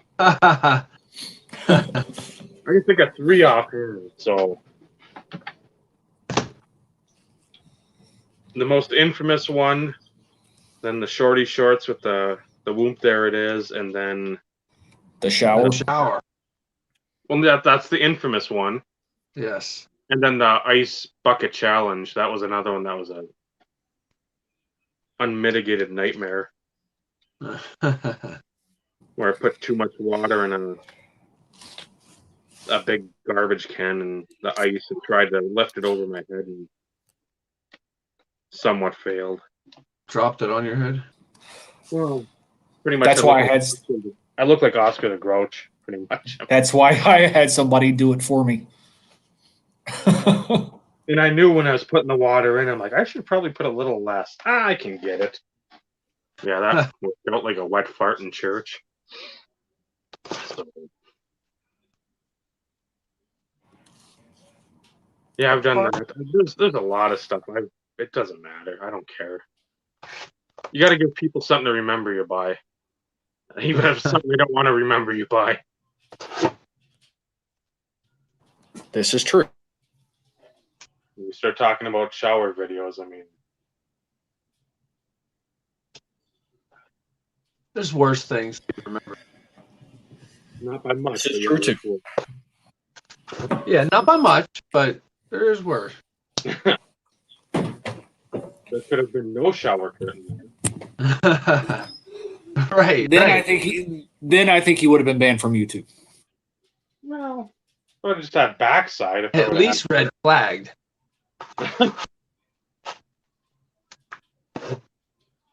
maybe pulled off the air permanently. No, never mind.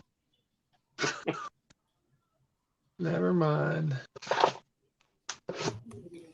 But that was, we've said it before too, that was the time, even if we didn't stay close to like the people that put on the contests, you had to do something that wasn't just show me your top 5 cards. Show me this. Send out a care package to somebody. Yeah, Ricky usually did something too to get some other like creative juices going, and you know what I mean. The tongue twister and stuff, just something fun. But that a lot of that was like sevens. He had a lot of that where, Yeah, again, no matter what anyone's intentions ever were, just to have a lot of people come together to make those videos. Just something different. You weren't always doing the same shit. If people don't want to do them, that's fine. But then you had people like me that were just dumb and didn't care. So I did them. It's like, why not? You know you're not going to beat somebody if you come out like that and like putting Celine Dion in a shower naked. Mhm. Who's going to win? I saw a Celine Dion t-shirt on like Instagram, but it was like it was logoed and like lettered as if it was like a metal band. You know, just yeah, it looked like a Slayer t-shirt, but it was a Celine Dion shirt. It's pretty funny. Need to have her like face peeping out of a shower curtain. Like the "To Love You More" lyrics on the back, and then get my like YouTube handle on the front. Go to national with that one. So no, I want to wear that other shirt, my other idea, and I don't know how many guns would be pulled on me or crowbars would be taken to my knees because it's a pretty good shirt. It's a good idea. I like it.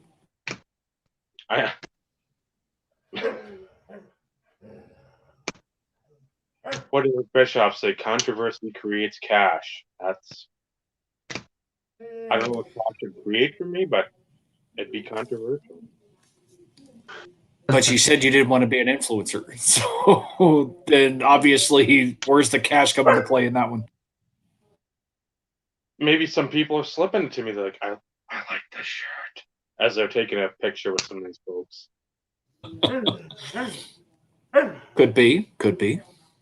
Or that might be what I do. If somebody's like, "That's a cool shirt. Can I get a picture with you?" $10. Nice.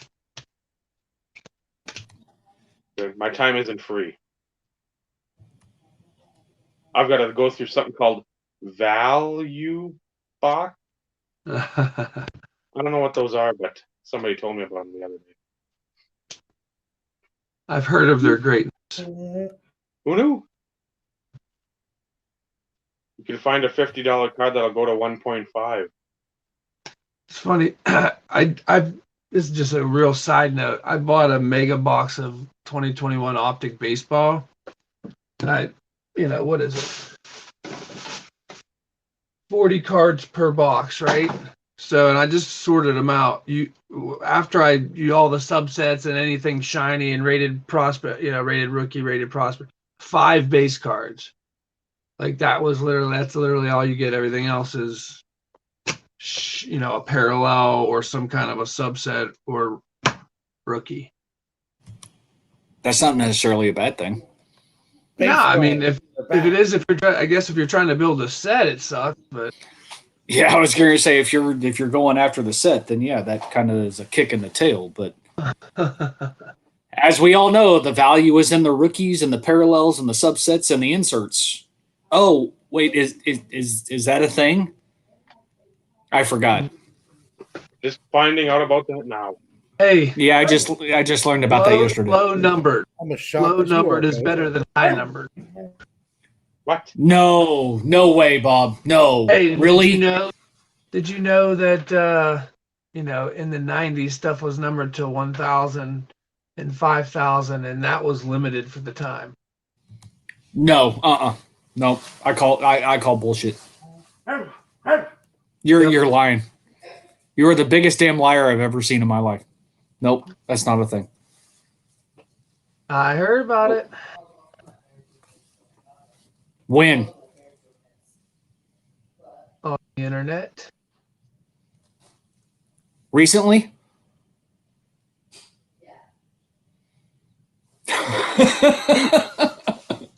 Both of y'all are like, okay, which way do I take this? Yes, no. With Bob, you never know. It could get real weird. No. This is true. Facts. This is facts. Yeah, set building is that's like an unheard of art form. Yes, it's an ancient art. Ancient art. I heard somebody talking, Heritage high numbers came out, right? And there, from what I've heard, it's people dogging it because the rookie class isn't that good. And I'm just like, I've heard this before. And then, somebody emerges and it's like that product is so overlooked and underappreciated,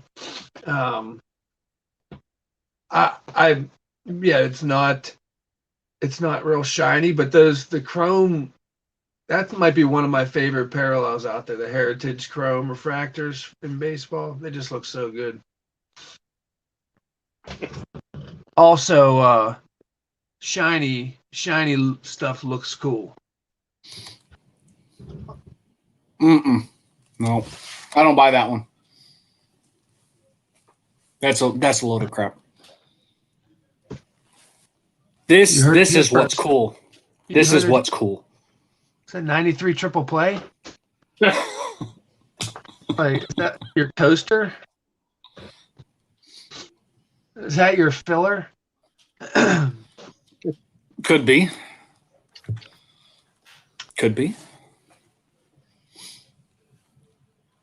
I think Carlos has a point.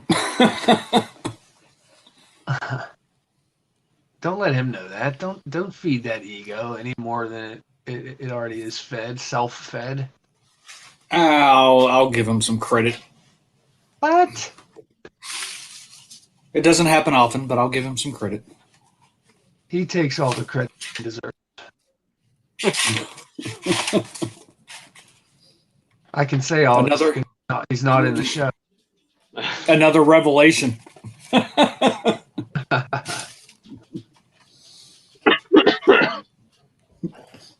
Really, Dave?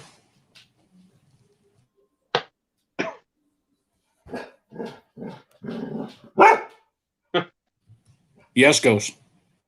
Dryden. I can't tell the damn barks. What was that? Do you guys remember Sit Boo Boo Sit?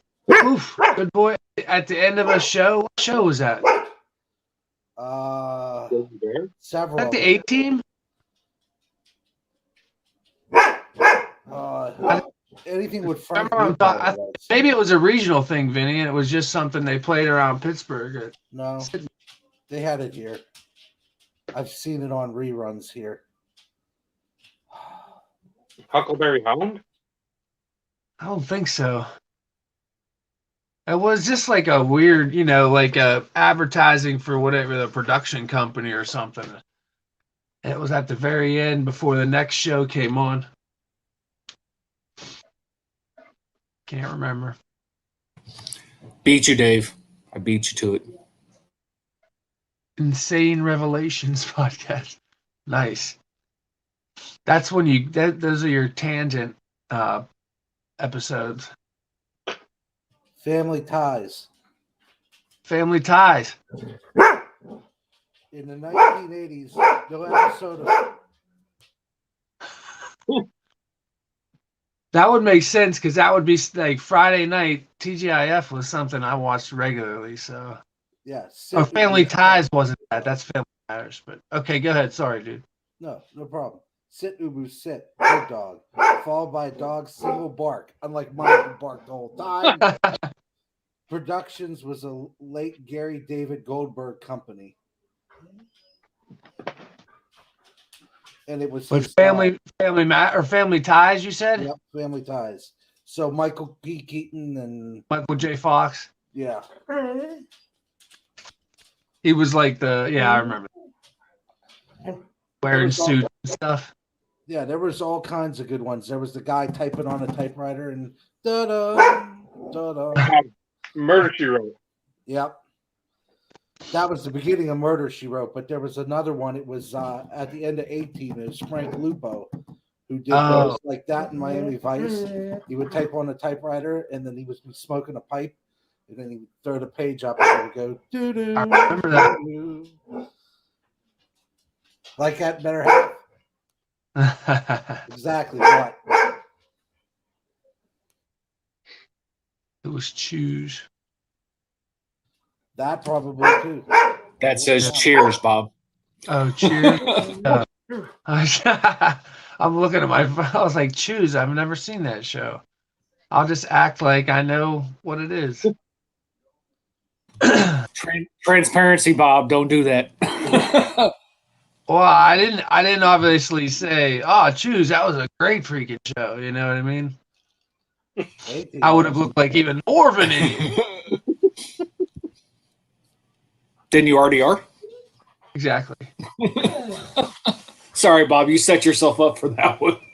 I absolutely did. On purpose. Much love, Cheers, Bob, though. Cheers Much has been love. one that, Cheers was one of those shows that, like, were streaming for me. Like, I benefit from, like, the idea of streaming because that wouldn't have been a show that I really was been into when it was on. No. But, like, as you get older here, like, people's favorite shows, that I could see that being something for its time period, like coming home and looking forward to watching like each week, you know what I mean? In I its used day. to watch it. Yeah. Magnum PI, Cheers. My grandfather liked the one with Bruce Willis and Moonlighting. Yep, he liked that one. Sybil Shepherd. Yeah, Sybil Shepherd. Miami Vice. When they did that episode when Phil Collins does Coming in the Air Tonight. Oh, that episode was just that was so awesome. That was like everything in the 80s rolled up into one episode. Yeah, right. And it was perfect. Thank you, better half. And then the A Team, of course, the Magnum PI. I am a dork. He was awesome, dude. MacGyver, that was my show too, Yep, man. I like MacGyver. MASH. I love MASH. I never got the MASH vibe. Like I probably haven't, to be honest, given it enough of like a fair like viewing, in my adultness, but which is, thin. Uh, but it was always like like my great aunt's favorite show, and I'm just like, I don't think we have anything in common. So like, if that's her favorite show, there's no way I'm gonna like it. We had the Trivial Pursuit version of MASH. And like I was 15, and me and my brothers would take on my aunt and my uncle and my cousins. Because I have no first cousins. I have all my cousins are older. So we'd sit there and play MASH Trivial Pursuit. I always thought my parents and the like friends from church that they invited over to play trivia, I thought they were geniuses.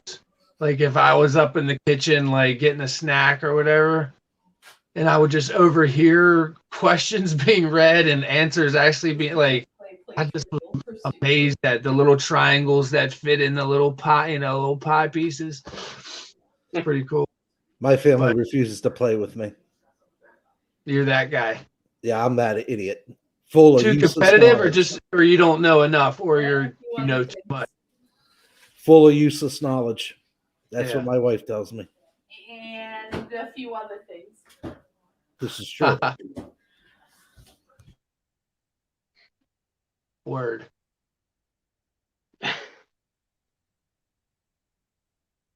And then I'm trying to think what we watched or my parents watched. Because usually Let's go, Steve. Go get it. you'd watch like the Cosby Show on Thursday, and then The what show? Cosby, Let's go, Steve. Definitely. and then like Unsolved Mysteries was on at 8, so you could watch that. 911, Rescue 911. That was on Tuesdays at 7 or 7:30. But then TJF, that was like the finally Big time. weekend. And then at like 10, because you'd stay up later, you'd watch Up All Night, and then you'd watch Up All Night on Saturday. Yep. Preceded by Saturday Night Nightmares and The Hitchhiker and Alfred Hitchcock Presents. Not that I've ever done that or did that in my youth, and know those shows and their themes. Well, you mentioned Liquid TV earlier, and like we didn't. Where I grew up in West Virginia, they didn't have cable, so it was like the big satellite and all this, and like MTV wasn't really like a thing at home for the initial period of like me maybe being interested in it. But grandma, they had cable, and in the basement they had their own little setup, so like that's where I could watch like Liquid Television, MTV late at night, and stuff I had no business really watching probably or understanding, but it just like looked so dang cool. Headbangers Ball. Yeah, like Elon Flux and stuff like that. My favorite is still the one where there's two puppets and they're making sandwiches, and then the one has like a bread, like an electric bread cutter, and then like cuts like the other puppet's like head, and then the other puppet takes like a meat mallet and starts hitting the one's eyes, and all the goo comes out, and like peanut butter, salami, and then it goes horribly wrong from there. It's like a 4-minute maybe little skit, 3-4 minutes. Yeah, the little shorts. I love that. I loved where it was just at. There's another one too that I'd have to go back and watch, but I loved seeing the story arc of it, because it was like it wasn't that Eon Flux.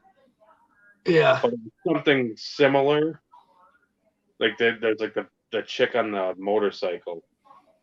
Do you remember just like even all like the coming back from commercial logo drops and like all the animated logo drops that they had? Like they were like claymation sometimes, or they just like it wasn't just the same you know what I mean, like MTV. I mean they I don't know, it was like when TV was actually creative. Yeah, they put a lot of creativity into it, and then it just went to shit. And I mean, it was quick. Yeah.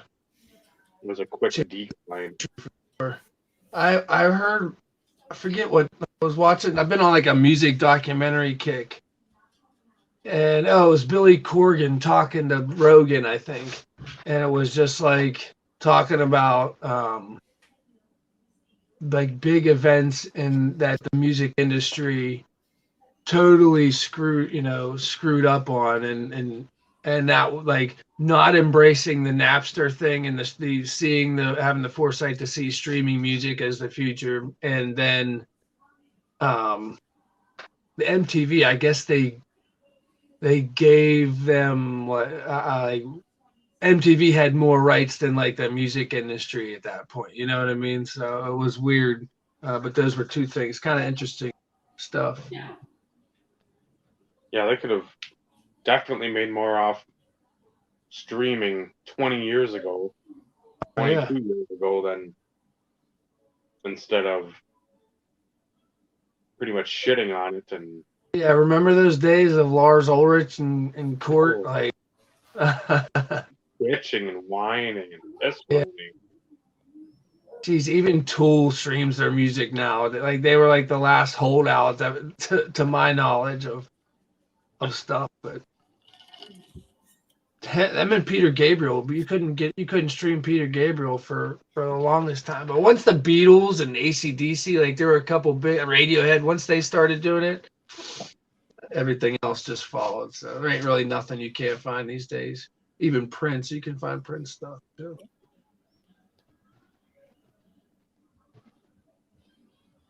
If you listen to Prince. I do.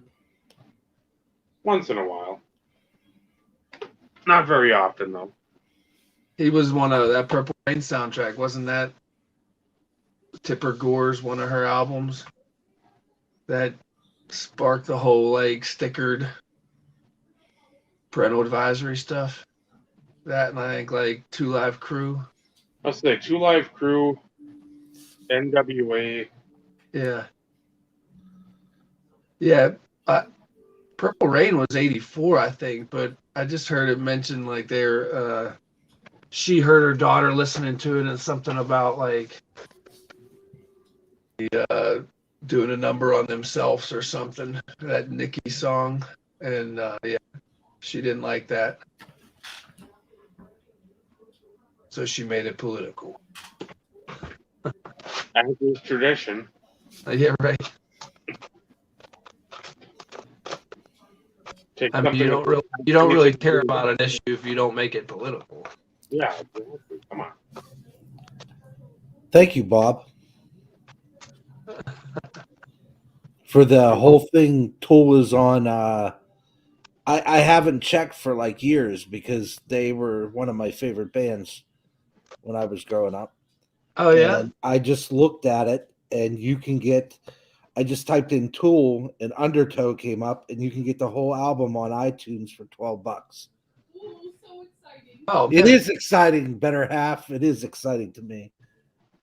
They were like I pay like $10.49 for this monthly Spotify thing, dude. It's so for me, it's just worth it because it's not just. I mean, that was like a revelation. Like the day I like found that app and was just like, wait a minute, like any band, I can just type them in and their music just pops up, any song from any album, like, and it was free. It had commercials, but I'm like, this is like, and it was $9.99 at the time. I'm like, oh, I've never spent $10 a month faster than that. I don't know. Now it's like you got podcasts, there's shows on there. Streaming's where it's at. You can get Because I'm Carlos on there, you know. April of '85, Bob.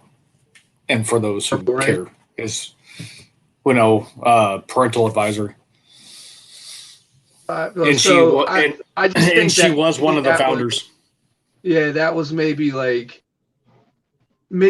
didn't meet the criteria, but then it was definitely put stuff on the radar a little bit more. And then once NWA and Two Live Crew came out talking about what they talked about. Parents took notice. As am I. As am I. Oh, I hated when my tape popped. That was the worst feeling in the world. Oh man.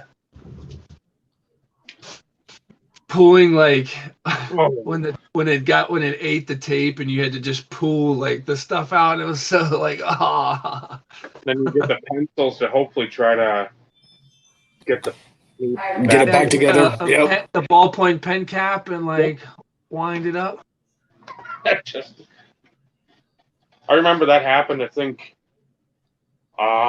with the first Busta Rhymes tape or CD or whatever you want to call it in like '96 for me when I got my car. Fucking put it in. I'm like, yeah. Was that the Coming album? Huh? Busta Rhymes' first album called The Coming, wasn't that it? COMING. It might have been. It's been quite a while since I've listened to that, so. But it had like it was like a 9-minute long song, like the last song on that album. It was so. Yeah. I love that song. It had like 6 different rappers, Flip Mode versus Def Mode Squad, I think it was. Pretty cool. Anyways. But had the Woo-Ha and it had one other song on there, and I'm like super amped to listen to it, and right away you hear like the Alvin and the Chipmunks thing, and it's like, fuck. Try to eject it without it just like completely getting jammed, because when it got jammed in the machine in the car, it's like. So like, here's something from all of our generation. If you asked somebody like us, like to pretend you're talking on the phone, you do this. But if you ask like my daughter, they'll do this, right? If you're pretending you're talking, so like this is no longer a thing. And this used to always be, I don't want to talk to you, or I'm ignoring you. Yeah, right. I was proud to see the other day. I went like this, and she goes, "There's a phone call for me." I'm like, "Oh, nice. There you go, child. I am so proud of you at this moment that you're so retro that you know what that is." Right. And she goes, "Thanks, Dad." Yeah. Bob, do you remember Dave's Music Line? Dave's Music Line? Dave's Music Mine in Oakland. No. How about Ides? Oh, yeah. So Ides, for sure, Ides. I actually sold them some comics back in the day. Yeah, we used to go on a bus down to Ides, and we'd go in Oakland with Dave's Music Line. You have to almost crawl up these rickety steps. Okay. And he just had nothing but vinyl and tapes, 8 tracks and CDs. They were all used. So what these kids would buy them. They would put them on like Napster or LimeWire, and then digitize them, and then sell him. They get their parents to buy it for $20 and then sell it to him for like $7. Wow. And then we could go in there and buy them for like $10. So when new CDs came out within like 5 days, he had like 20 copies of them for half the price, gently used. It was cool. I used to get the attic in Millvale is still a place my dad still goes to there now. There used to be a place in Little Washington. It was just when I was in college in the early 2000s. He was there, and it was literally just like a basement storefront, and if you see like a city street and there's steps that go down like from the sidewalk, that's the doors down there. And he's like, "You're not gonna find anything you're looking for." This is how like he greeted you when you walked in. "You're not gonna find it. Tell me who you're looking for, and I'll give you a general area of where it could be located." So it was literally just walking into somebody's basement or attic, and just looking through stacks of stuff with no real rhyme or reason. you know, it was frustrating at times, but it was kind of just like a good place to waste a couple hours if you needed to as well. Yep. Those places are gone now, you know. I used to get paid every week, and I would usually every 2 or 3 weeks I'd go in a Dave's Music Find and get a CD, something new, and just throw it in the Yeah. old stereo. And I bought my first bootlegs at that record store. Like, the bootleg tapes. yes. I remember my buddy in high school used to collect all the ones from Pearl Jam. Oh Before yeah. they were Pearl Jam, they were Mookie Baylock. Oh And yeah. then, what was the other band? Mother Love Bone. Yeah, and what was the one they were with the dude from? They were with Oh, Chris Cornell. Hunger Strike band. Temple of the Temple of Dog. Yep. So, and then UFC was the beginning of like the UFC types fight, the Ultimate Fighting back in the 90s. The first Well, 5 or 6, weren't they like? They were pretty. At least the first 3 were pretty hardcore. Yeah, I remember my buddy getting those on VHS tape. Oh yeah. Yeah, and then there was a dude in my dorm that had a laser disc player, Whoa. and I was like, "Wow, this is cool." And then they're like, "That's." I a never CD. saw the laser discs. Never saw those in action. Yeah, they were like a record. You throw them in a machine, and it played the movie. I remember watching. I forget what movie it was, but I watched it. We had like 12 people in his dorm room watching it, and it was a single dorm room for one person. So there was like 12 of us in there watching a movie. And he was all careful with putting it in and all that. Right. Back away. They were like $50 a piece. Don't breathe on it. The quality is so perfect. You'll never see a movie like it again. Then DVDs came out. Then Blu-rays came out. And now we have 8K. Dude, wasn't there like a before Blu-ray, like a high definition that came out for like a week before Blu-ray like came out? It's like I thought DVD was the high definition. What was it? Vinny, growing up, did you have like the? I just remember going to like even at my house, like the whole TV in part of like a furniture thing. Did you ever have that? Yes. Those are the Our old school TV set. Yep. It was a Magnavox. HD DVD. Yeah. What is that? That was the competition to Blu-ray, I think. Oh, really? Then Blu-ray went out. Sort of like VHS and Beta.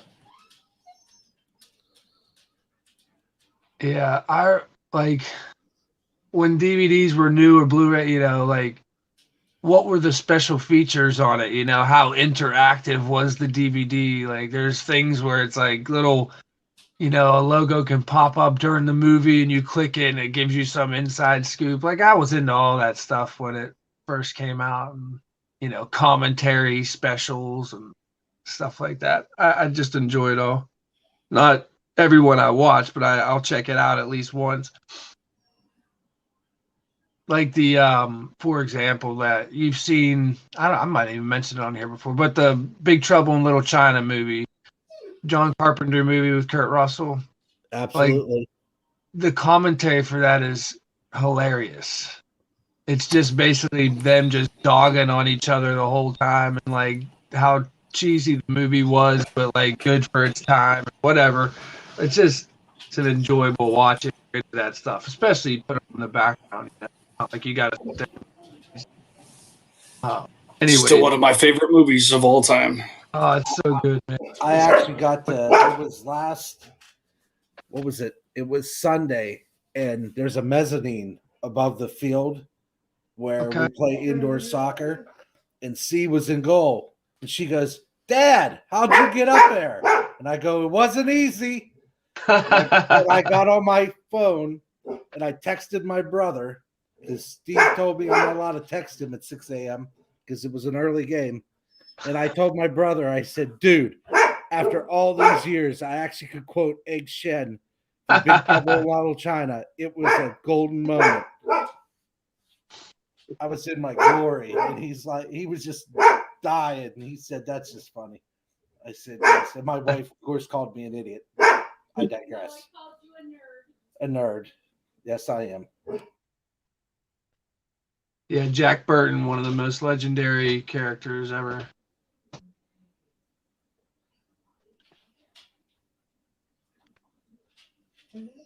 Yeah.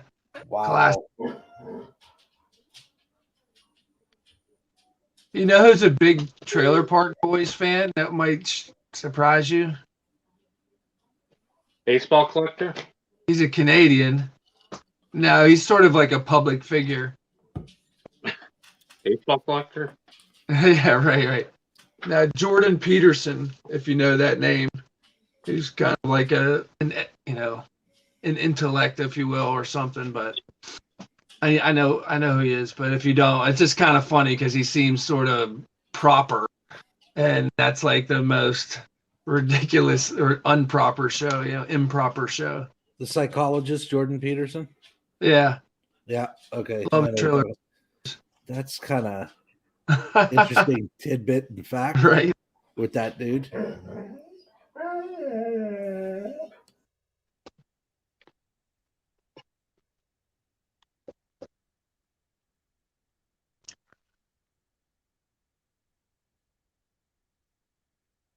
Whoa! I've never even seen that. I don't know if you can see who that is or who it looks like. Rick, oddball cards, vintage oddball cards. Maybe. I don't know if it's on the front at all. No. Leslie Nielsen. Is it? Okay. From 76. I don't know where I watched that one, but it's like they're all camping in the woods and all these animals just like tear them to shreds. I'm like, wow, I gotta find that one somewhere and I'll spend my $5 or $6 on it. Did you ever see The Gods Must Be Crazy? No. It's Vinny, did you ever see The Gods Must Be Crazy? Yes. Okay. Many years ago. Many years ago. I can't even. Like the Bushman who's like, he finds the Coke bottle, right? And he's trying to throw it off the edge of the earth. But yeah. Yeah. I remember the previews more than I remember watching the movie. Right. Because the previews would be at the beginning of another movie and The Gods Must Be Crazy. Rated R. And that was my remembrance of the title more than watching the movie, which I think I did once. A ridiculous movie. Like I can't imagine who the audience was. It was like borderline tongue-in-cheek, like documentary type of, but it wasn't. But it had a narrator, you know what I mean? And it was something bizarre. But it made me laugh as a kid, and I probably didn't even know why. But anyways. Weird movies out there. I'd love to find that on DVD. I don't even know if it's a hard one to find, but it kind of had the same cover as that Animals one. There's a movie with can't think of his name. It's about he wins the lottery. It's 52nd Street. Danny Aiello's in it, and Nick Palacia. That's it. And the guy wins the lottery. This big thing. It's either Philadelphia, New York, New Jersey, somewhere on the East Coast. And I love that movie. What's it called again? 53rd Street or 52nd Street. I don't know that one. Yeah. I watched it maybe twice. It was on TV. And my brothers and I watched it. And they're like, dang, that's a good movie. You cannot find it on DVD anywhere. I've looked for years. And every time I see them on eBay or I've seen them on Amazon, all the comments are, this is for a European DVD player. It will not work. Don't buy it. So I'm like, that's one I used to go to that in Century 3 Mall. Remember that movie store? Nice. I do. I used to go in there all the time and look for it. Heathcliff. 86 episodes. Dude, still one of the catchiest like theme songs going, man. That's why I bought it. That's that. I liked Garfield in the book form. In like elementary school, you got like the sort of the Far Side type. Yeah. Heathcliff, that was a shit though. That Heathcliff, you're the one. Do. Terrorize the neighborhood. They were like harmonizing and stuff, man. His gang, the dude. I always thought the white cat with like the hat was so cool and hip. Rap. Yeah, man. Yeah, that I watched. Riff Raff, that was his name. Where has this show gone? We've gone old school, baby. We got the subject in. We've gone to the insane revelation. No, we're just aren't realizing revelations. how underappreciated Heathcliff was. And then the last CM Punk show for Ring of Honor. Wow. And then the last Bryan Danielson. Or Daniel Bryan, as most people knew him in WWF. Show for Ring of Honor. Those were two that years ago when I was collecting these more hardcore, I'd never gotten because I'm like, eventually I'll get it. And it wasn't marked off on my list, so I'm like, well, I got to get those. Those are two that are... You have old ECW DVDs? They're hard to they're stuff that I made a huge purchase way back in the day. And a lot of it isn't like the original because they had some stuff back then that they put out on Pioneer Entertainment, but RF Video had most of it, and I think I bought basically the complete collection of like pay-per-views beginning to end of ECW. I'll find the video, but I mean it's I think a couple 3-4 videos long of like a unboxing of just the shit I got. I mean, that time I was getting in DVDs and VHS like more than I got cards now. I mean, it's just buying because again, it's and a lot of those I should have just waited on, especially going back to like the mid 2000s. I mean, I spent, I know, $50-$60 on a couple VHS that I'm sure aren't even worth half that now, but you couldn't find them. It's like, okay, yeah, there's a WrestleMania 7 or whatever. You can find that like finding a fuck under the pillow from the Tooth Fairy. You have like the British Bulldogs VHS or the Demolition one or stuff like that. Even the In Your House I've mentioned before too, that like there's like the first 2 or 3 you can find, and then after that it becomes insanely scarce to try to find them. There's some of them that are just you're not, and again this was 8 years ago-ish, you're not spending under $40-$50 if you're lucky. So I don't even want to go look at that stuff. I'm starting to make my DVD list. I got 3 things I'm going to look for the DVDs, and then. Remember how bulky the double VHS were? Like you bought the Godfather box set or something. It was like a freaking mini carry-on suitcase. Eric chimed in to the topic. I like it.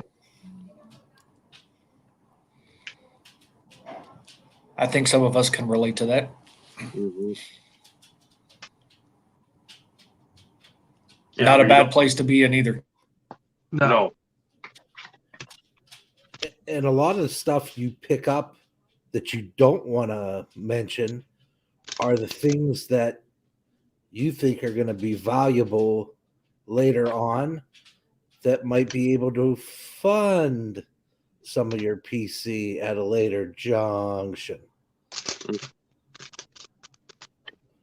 which is what I have a tendency to do. Abdullah, he scares me. That's one dude that anytime I saw him coming up to wrestle, whether it was in WCW or wherever he was, I'd get up and my grandfather goes, "What you doing?" I said, "There's going to be blood, and he's going to blast. He's going to put somebody through a table, and it's just going to be horrible." And I would sit there from the side. I was like 4, and I'd sit there and watch. I'd peek around the corner, and I'd watch the whole thing anyhow. But he was just so. I was just waiting for him to kill somebody because he just would get those little knives and razors and just bash people in the head.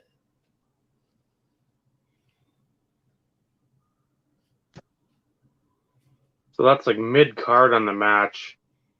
Kenny Omega versus Kevin Steen, which is Kevin Owens in WWF. I mean, that's like middle of the road.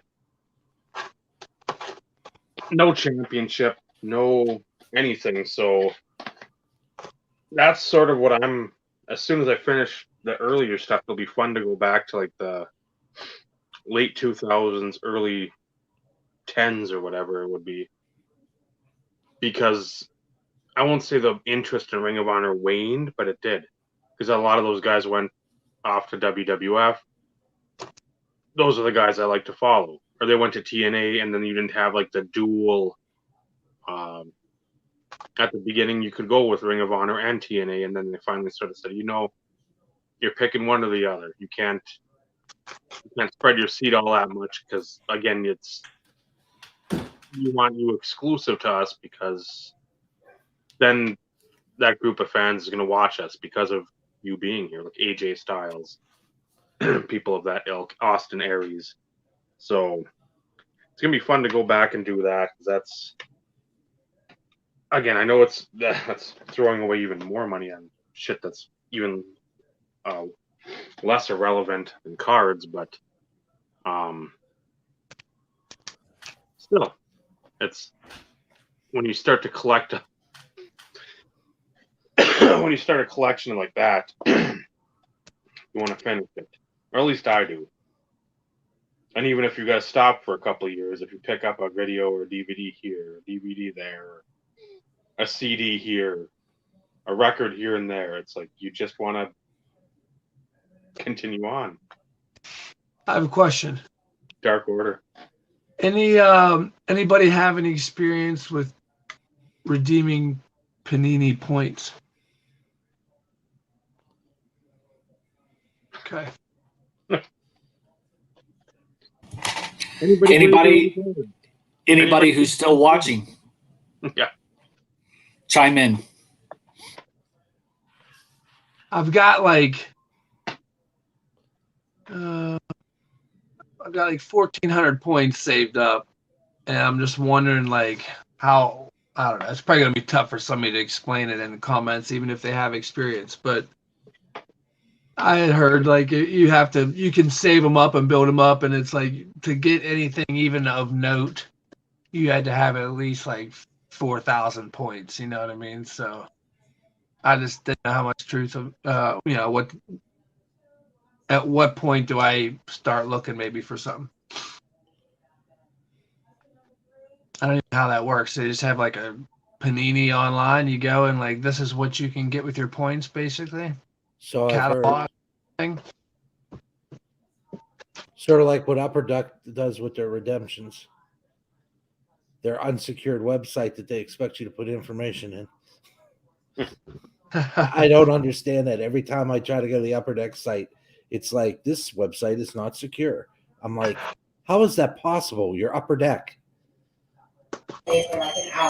Whoever said that they invest their time and money in infrastructure and security? I mean, come on. This is true. That costs money. But Eric, it's a good point. I like it because with all my hobbies, like I tell my wife, I'm building a museum for my children. Whether they sell the museum, I'm not certain of. But I'd like to think that when I'm gone, they could go through the hallways of my stuff and remember all the simpler. Huh? Call you a pack rat? Call me a pack rat because I am. I am a pack rat. But look through the stuff and say, I remember when Dad did this, and I remember we got this when Dad did this, and me and Dad put this set together. And I think that's probably, the best thing about this hobby, between that and the friends. And he could say, I remember when Amish Dave Archer sent me this card, or Steve sent this package to us, and this is the card I got. And, remember the people and the times, and now they could go back if they miss you, and they could go to Insert Revolution podcast number 68 and say, there's my dad making a fool of himself with his friends and a black cat. And there's our 3 dogs making guest appearances.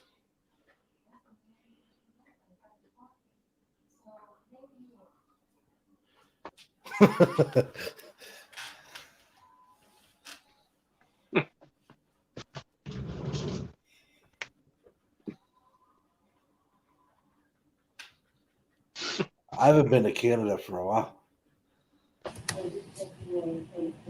Should be interesting. Only been You may have once. missed your chance. I've been there about 6 or 7 times throughout the last 20 odd years, between work and going to Toys R Us just for the heck of it. That was the last time I was there, so that had to have been. Huh. When was that? Better half. These What, Toys R Us trip to Canada 4 years ago? 4 years ago. So 2017. Can you still buy Toys R Us online? I don't I know. think I saw a catalog of them or something. Right? Toys R Us is now in Macy's or something, I think. That might be it. Or advertising on the TV. It was during that Thanksgiving parade. I saw that. Yeah. So So I they're- saw Jeffrey coming around the corner. I'm like, I'm marking out. I'm like, fuck, it's Jeffrey. Jeffrey was like, what? Like, Yeah, they're Jeffrey, they're trying to make a comeback again. Dude, what a Dude. how bad did it suck when you were a kid? And you had to go to Kids R Us instead of Toys R Us. Never went into a Kids R Us. Kids R Us was the clothing side of Toys R Us. Yeah, I don't know. We had Toys R Us. We had Children's Palace Yep. Oh yeah. and KB. Yep. There was another one. It was in the Uniontown Mall, Bob. There was KB Toy Store, and then at the other end of the mall, there was another one. It was like the cheap knockoff cousin of KB Toys. Yeah. I can't think of the That's a name good of way it. to put it. And then there was a Toys R Us type knockoff in some small town in, I can't think where it was. My aunt took me there one time, and they had like phaser tag instead of laser tag. And I bought it. I got it for Christmas. It was like I used to save up all my money from cutting lawns and doing all kinds of odd jobs. Army Joe. Yeah, it was that kind of stuff. Just can't think of where it was. Phaser Like tag was, the Aldi of toy stores, yeah. yeah, but Phaser tag was actually they actually had a show called Phaser Tag. It was like the laser tag cartoon, but different. I think Eric's trying to tell us something.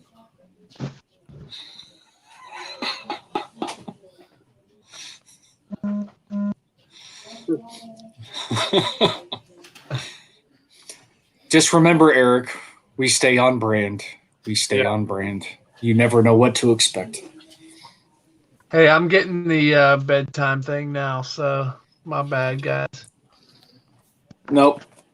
Not your bad. You're good. It's been a thin slice of heaven, Bob I'm A thin sure. slice. I'll I'll see you later. I'm glad I could jump on a little bit. Thank you for No, doing it. absolutely, Bob. Like Until Bob. the next. That'll be. Take it easy, man. See ya.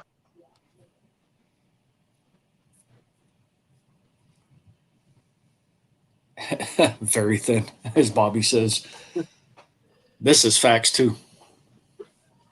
That was apparently Bobby was watching Lethal Weapon. Thin, very thin. On that note, coming up on the 3-hour mark, And we're getting thin. vintage IRP going up on the 3-hour mark. Yeah, we discussed the subject. We finally got through it. So, should hopefully put that one to bed. Now that's fucking funny. That is That's true. what I used to always tell my wife. Be thankful I collect cards and not women. Just saying. Yeah.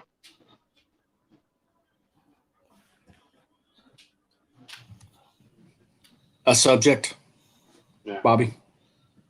Start from the beginning, Bobby. You'd have to go back and actually look at episode 66 in order to know what the topic is for 68. We made it through though. We got like everything that we could, everything that we wanted. So That we did. So, with that, thank Frenny for jumping on, Robert jumping on. Thank everybody from the chat, keeping it going. Again, always entertaining chat. And all but I think we had one delightful comment. So, everyone else that contributed positively and even negatively to a certain extent, it helps us go along too. Keeps the show moving. So,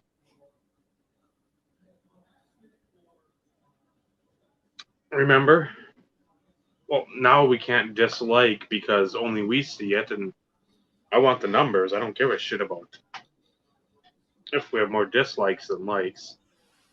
But now, small content creators bitched enough, so you can't see the number of dislikes on videos. Is that seriously a thing? Wow. What a joke. Allegedly. At least the smaller ones, like us, where you're not going to see like who disliked it, but I think it notifies who, if you dislike a video, who disliked it. So, Well, you never knew who disliked it. You never knew who liked it. I know. The only way you knew is if somebody shared it on their channel of those videos that they liked. You had the option to hide that from people. Mm-hmm. But there's not a thing that would let you show on your channel those that you disliked. So you never knew anyways. Oh, I know. It's Wow. pussification of America. Yeah. That's a good word choice, Dave. Amazing. Wow. Please dislike it and let us know in the comments. Comment below afterwards. We're archived, so we can get double time, double exposure, and subscribe. Hit that notification buzzer, dinger, ringer, bell.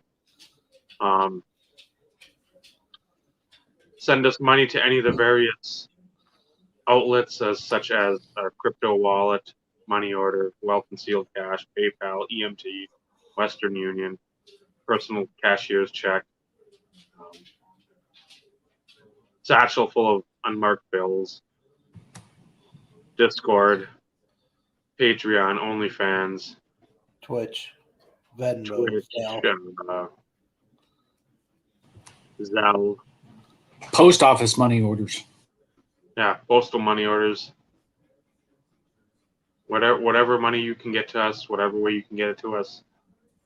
Like Nike, just do it.